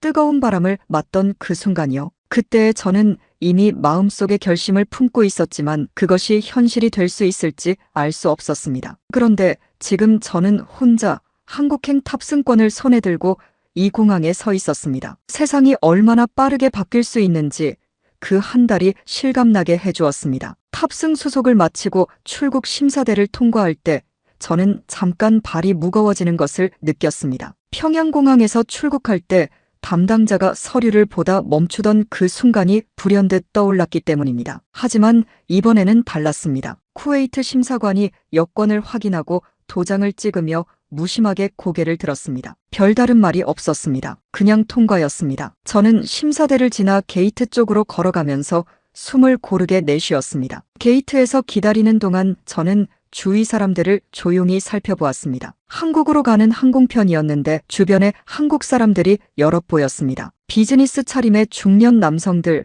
여행에서 돌아가는 듯한 젊은 커플들, 가족으로 보이는 일행들. 그분들은 아무렇지 않게 웃고 이야기하며 스마트폰을 들여다보고 있었습니다. 그 평범한 모습이 저에게는 하나도 평범하지 않았습니다. 저는 그분들 옆에 조용히 앉아 이 사람들과 같은 나라에서 살아가게 된다는 것을 실감해 보려 했습니다. 아직은 실감이 잘 나지 않았습니다. 비행기에 올랐습니다. 창가 자리를 배정받아 앉았습니다. 비행기가 이륙하자 사막의 모래빛 도시가 구름 속으로 사라졌습니다. 낯선 이방인에게 피난처가 되어준 이 땅에 감사했습니다. 9시간이 넘는 비행 동안 거의 잠을 자지 못했습니다. 눈을 감으면 봄이 얼굴, 어머니 얼굴, 청진 골목이 보였습니다. 기내식으로 밥과 국이 나왔을 때 숟가락을 드는 손이 잠깐 멈추었습니다. 이것이 한국 땅을 밟기 전 처음 받는 한국 밥상이구나 싶었습니다. 같은 쌀밥인데 다른 손이 지은 밥 맛이 났습니다. 비행기가 한반도 상공에 접어들 즈음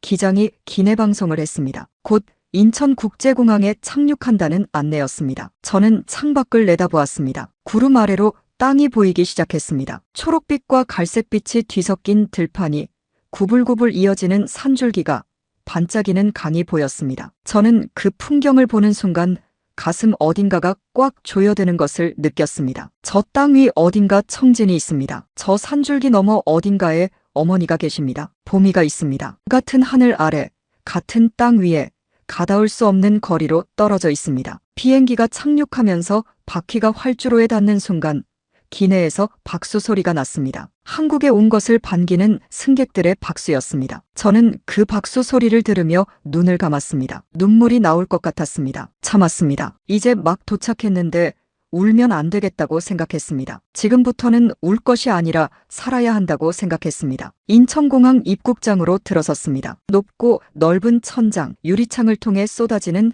햇살, 사방에서 들리는 한국어 방송. 말은 알아들을 수 있는데 억양이 살짝 달랐습니다. 평양 말투와 서울 말투 사이의 그 작은 차이가 그 순간만큼은 크게 느껴졌습니다. 같은 말인데 낯설었습니다. 낯선데 따뜻했습니다. 저는 그 느낌이 이상하고도 좋았습니다. 담당 직원분이 입국장 밖에서 국가정보원 담당자들과 저를 연결해 주셨습니다. 안경 쓴 중년 남성이 조용히 제 이름을 확인하고 짧게 악수를 청했습니다. 잘 오셨습니다. 그 말이 그렇게 크게 들릴 줄 몰랐습니다. 잘 오셨다는 말, 잘 왔다는 말. 저는 고개를 숙여 인사하면서 속으로 되뇌었습니다. 네, 잘 왔습니다. 제가 잘 왔습니다. 이후 절차는 정해진 순서대로 진행됐습니다. 비공개 시설로 이동해 기초조사가 시작됐습니다. 쿠웨이트에서 진술했던 것보다 더 체계적이고 상세하게 물었습니다. 핵추진 잠수함 프로젝트의 기술 내용, 연구소 구조, 참여 인력 규모, 그것들을 꺼내놓으면서 이것이 이 나라의 안전을 위해 쓰일 것이라는 생각에 조금 위안이 됐습니다. 제가 북한에서 한 일이 이 땅에서는 사람을 지키는 데 쓰일 수 있다는 것이요. 조사가 어느 정도 마무리될 즈음 담당자가 저에게 말했습니다. 다음 주부터 하나원에 입소하시게 됩니다. 하나원. 쿠웨이트 대사관에서 처음 들었던 그 이름이었습니다. 탈북민이 한국 사회에 적응할 수 있도록 돕는 교육시설. 저는 고개를 끄덕이며 물었습니다. 거기서 얼마나 지내게 됩니까? 담당자가 대답했습니다. 보통 석 달 정도요. 잘 적응하시는 분들도 계시고 조금 더 걸리는 분들도 있습니다. 석 달. 저는 그 시간이 길게 느껴졌습니다. 하지만 동시에 필요한 시간이라는 것도 알았습니다. 48해를 북한에서 살아온 사람이 하루아침에 다른 세상에 녹아드는 것은 그것이 오히려 더 이상한 일이었습니다. 조사시설에서 보낸 며칠 동안 저는 창밖으로 한국의 거리를 처음 바라보았습니다. 높은 건물들, 빠르게 달리는 차들, 빽빽이 들어선 상점들. 저녁이 되자 거리가 온통 불빛으로 빛났습니다. 네온사인이며 가로등이며 건물 유리창에서 새어나오는 빛들이 한데 모여 거리를 밝혔습니다. 저는 그 불빛들을 오래 바라보았습니다. 평양에서는 전기가 부족해 밤이면 도시가 어두워졌습니다. 연구소 숙소 창밖으로 보이던 그 어두운 거리와 지금 눈앞에 펼쳐진 이 빛의 거리가 너무 달랐습니다. 이것이 그냥 당연한 것으로 여겨지는 곳에서 살아가게 되는구나 싶었습니다. 당연한 것들이 당연하게 있는 세상이요. 그날 밤 저는 처음으로 봄이에게 편지를 썼습니다. 보낼 수 없는 편지였습니다. 봄아,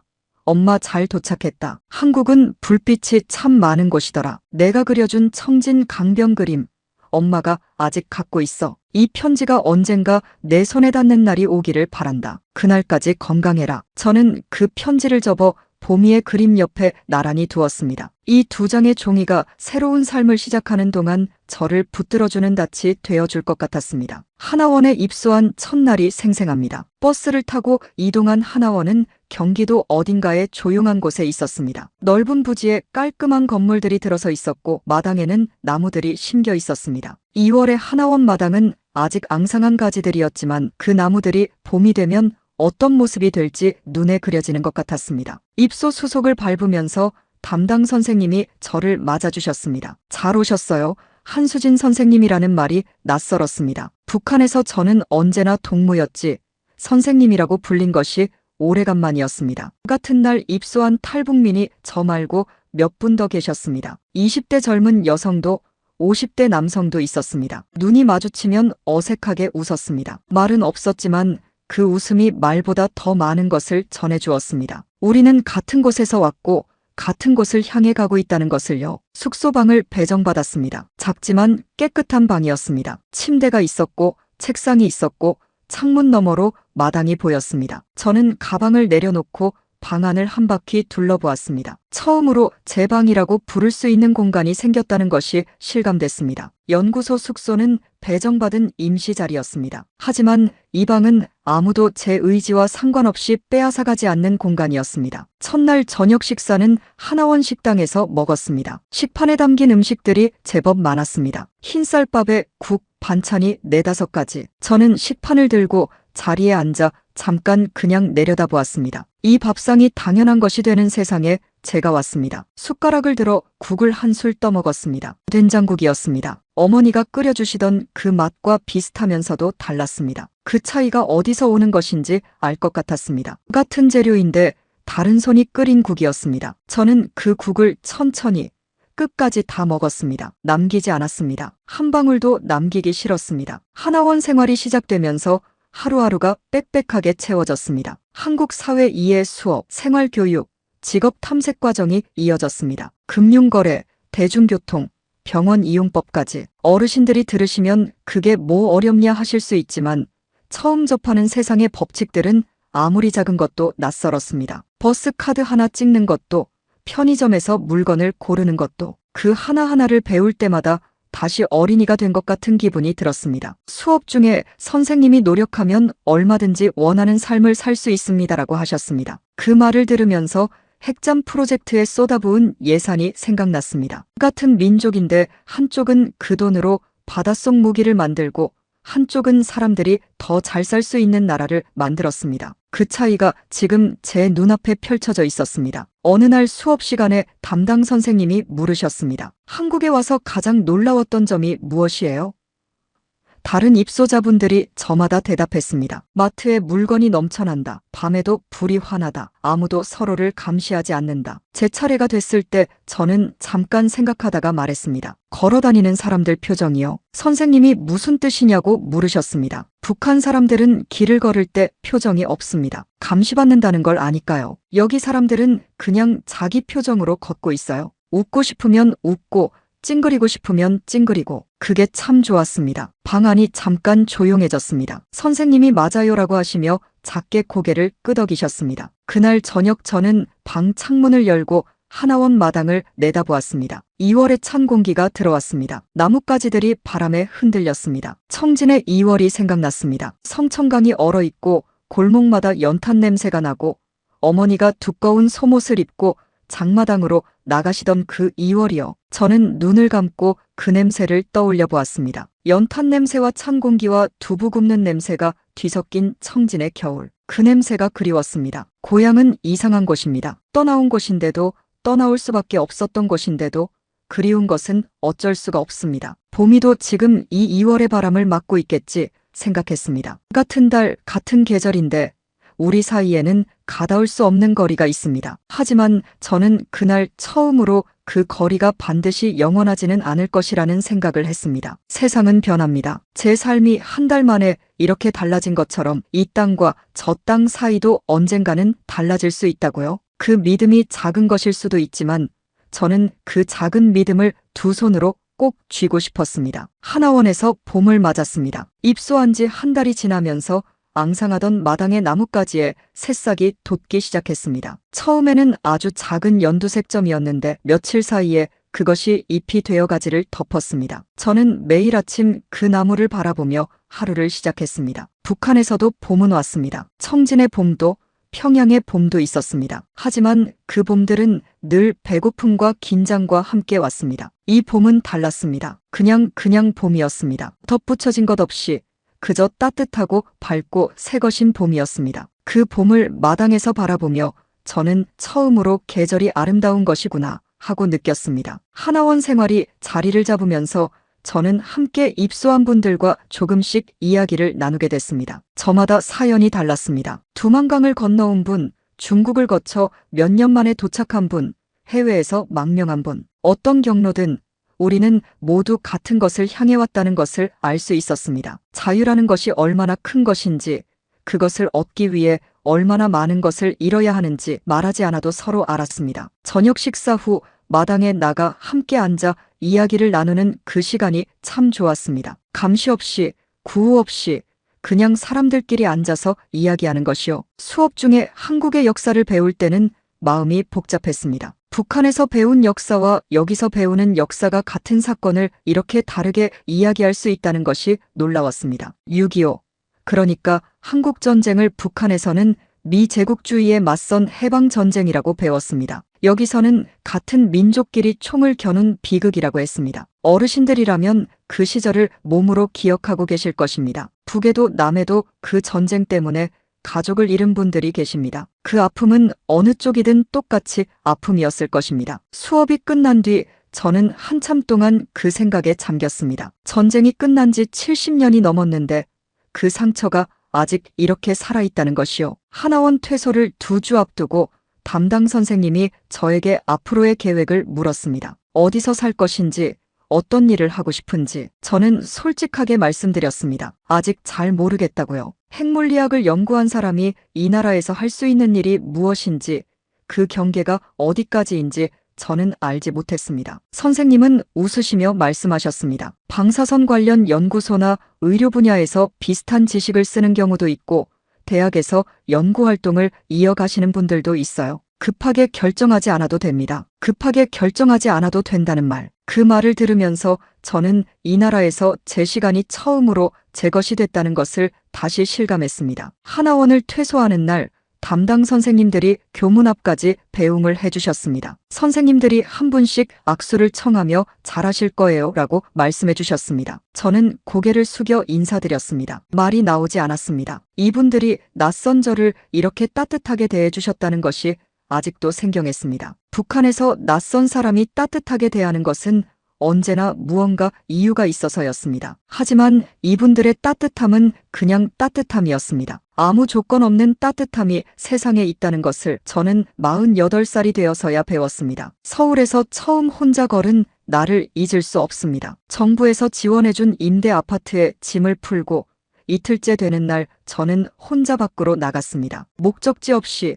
그냥 걸어보기로 했습니다. 아파트 앞 골목을 나서자 오전에 햇살이 쏟아졌습니다. 골목 어귀에 편의점이 있었습니다. 유리문 안으로 형광등 불빛이 환하게 켜져 있었고 진열대에 빽빽이 물건이 꽂혀 있었습니다. 저는 그 편의점 유리문 앞에서 한참 서 있었습니다. 자정에도 새벽에도 저렇게 불을 밝히고 물건을 팔고 있다는 것이 여전히 놀라웠습니다. 북한에서 저만큼의 물건을 갖추려면 평양 최고 백화점 매장 한 층이 필요했을 것입니다. 그게 골목 어귀 작은 편의점에 그냥 있었습니다. 골목을 따라 걸으며 저는 지나치는 사람들을 바라보았습니다. 이어폰을 끼고 걷는 청년, 강아지를 데리고 산책 나온 할머니, 자전거를 탄 배달원. 아무도 저를 쳐다보지 않았습니다. 아무도 저의 표정을 읽으려 하지 않았습니다. 저는 그냥 이 거리의 한 사람이었습니다. 그 익명성이 얼마나 자유로운 것인지 저는 걸으면서 가슴이 먹먹해졌습니다. 누군가의 시선 속에 있지 않아도 된다는 것이요. 그냥 걸어도 되는 것이요. 그냥 가다가 작은 공원이 나왔습니다. 벤치가 몇 개 놓여 있었고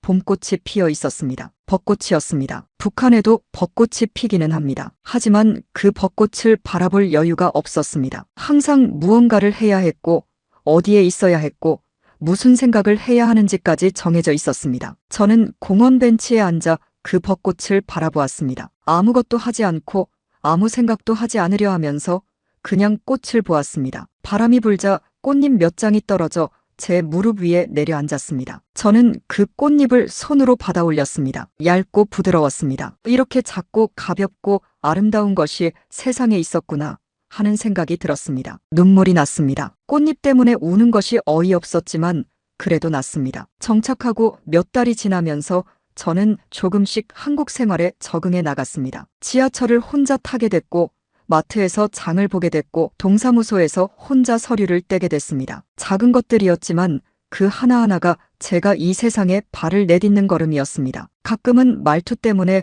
낯선 눈길을 받기도 했습니다. 평양 말투가 서울 말투와 다르다는 것을 저도 알았고 그것을 고치려고 노력했지만 쉽지 않았습니다. 하지만 그것이 부끄럽지는 않았습니다. 저는 그 말투를 가지고 살아온 사람이었습니다. 그 말투 속에 어머니 목소리가 있었고 봄이 이름을 처음 부른 기억이 있었고 청진장마당 소리가 있었습니다. 봄이 소식을 처음 알게 된 것은 한국에 온 지 5달이 지난 뒤였습니다. 탈북민 지원단체의 도움으로 중국을 통한 간접적인 연락이 닿았습니다. 짧은 전갈이었습니다. 봄이가 건강하다는 것, 학교는 계속 다니고 있다는 것, 그게 전부였지만 저는 그 짧은 전갈을 받아들고 한참을 울었습니다. 건강하다. 그 두 글자가 얼마나 큰 것인지 그것만으로 충분하다는 것을 그날 알았습니다. 오빠 가족도 무사하다는 소식도 들려왔습니다. 어머니 기침은 여전하시다고 했습니다. 저는 어머니를 위해 이 땅에서 할 수 있는 방법을 찾아야겠다고 생각했습니다. 탈북민 가족 지원 단체를 통해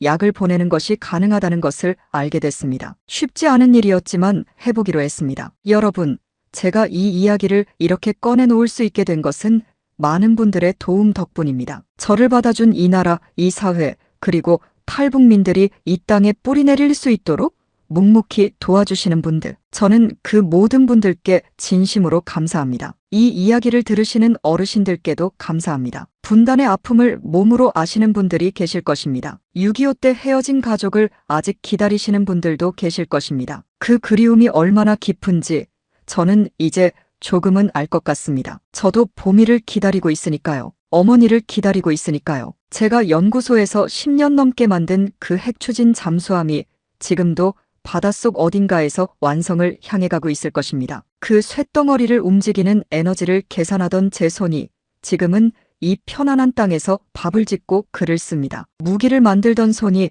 이제 밥을 짓습니다. 그 변화가 저에게는 기적입니다. 바라건대 이 땅과 저 땅이 언젠가는 하나가 됐으면 합니다. 어르신들 살아계실 때 그날이 오기를 간절히 바랍니다. 청진 성천강과 서울 한강이 같은 나라의 강이 되는 날, 봄이가 어머니가 말로만 들려준 청진 강변을 직접 밟는 날, 그날이 오기를 저는 오늘도 기도합니다. 함경북도 청진에서 태어나 평양에서 핵무기를 연구하다가 쿠웨이트에서 탈출해 이 땅에 온 한수진, 지금 서울에서 봄을 살고 있습니다. 감사합니다. 서울에 온 지 반년이 지났습니다. 요즘 저는 아침마다 아파트 근처 공원을 걷습니다. 20분 남짓 걷는 그 짧은 길이 하루 중 가장 좋은 시간입니다. 아무도 제 발걸음을 재촉하지 않고 아무도 어디 가느냐고 묻지 않습니다. 길 가다 꽃이 예쁘면 멈춰 서서 바라봐도 됩니다. 벤치에 앉아 하늘을 올려다봐도 됩니다. 그 자유가 아직도 매일 새롭습니다. 어르신들은 매일 아침 이 자유 속에서 눈을 뜨고 계십니다. 그것이 얼마나 큰 것인지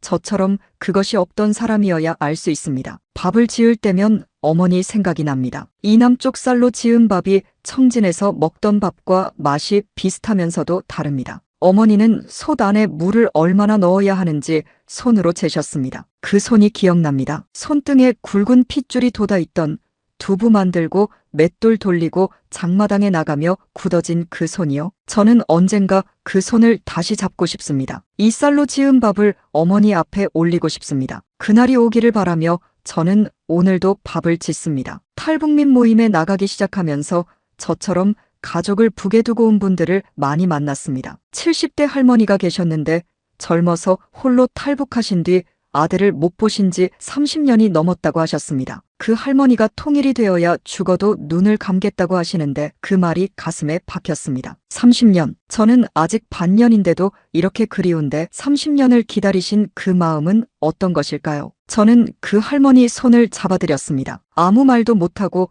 그냥 손만 잡았습니다. 그래도 할머니가 고맙다고 하셨습니다. 가끔은 연구소에서 보낸 시절을 돌아봅니다. 도면 앞에 앉아 수식을 계산하던 그 긴 세월을요. 그 시절이 무의미했던 것은 아닙니다. 제가 가진 지식이 이 나라의 안전을 위해 쓰일 수 있었다면 그것으로 충분합니다. 다만 그 지식이 처음부터 사람을 살리는 데 쓰였다면 얼마나 좋았을까요? 방사선 치료로 암 환자를 살리는 데 쓰이고 원자력 에너지로 사람들의 집에 불을 밝히는 데 쓰였다면 어떠했을까요? 저는 앞으로 남은 삶에서 그쪽으로 가고 싶습니다. 사람을 살리는 쪽으로요. 늦었지만 아직 늦지 않았다고 생각합니다. 탈북하기 전 마지막으로 청진에서 어머니를 뵈었을 때 어머니가 이런 말씀을 하셨습니다. 청진역 앞 국수 가게 기억하느냐고요. 제가 학교 다니던 시절 시험 끝나면 어머니가 가끔 데리고 가시던 냉면집이었습니다. 메밀냉면에 동치미 국물을 얹어주던 그 집이요. 어머니는 통일되면 너 데리고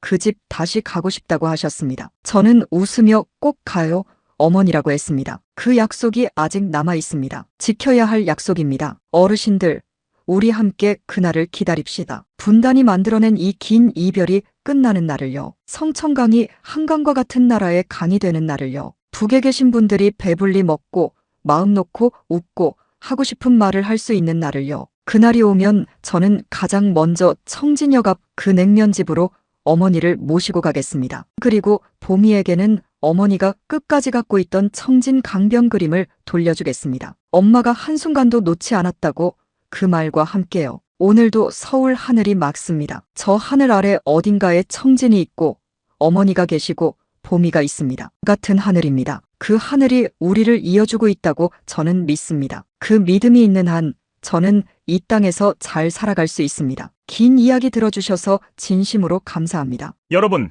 끝까지 함께 해주셔서 정말 감사합니다. 수진 씨의 이야기가 마음에 남으셨다면 아래 빨간 구독 버튼 한 번만 눌러주세요. 버튼 누르는데 딱 1초면 됩니다. 그리고 옆에 좋아요 버튼도 꾹 눌러주시면 이 이야기가 더 많은 분들께 닿을 수 있습니다. 북에 두고 온 가족을 기다리는 분들, 통일을 바라는 분들께요. 다음 이야기도 곧 찾아오겠습니다. 건강하게 기다려주세요.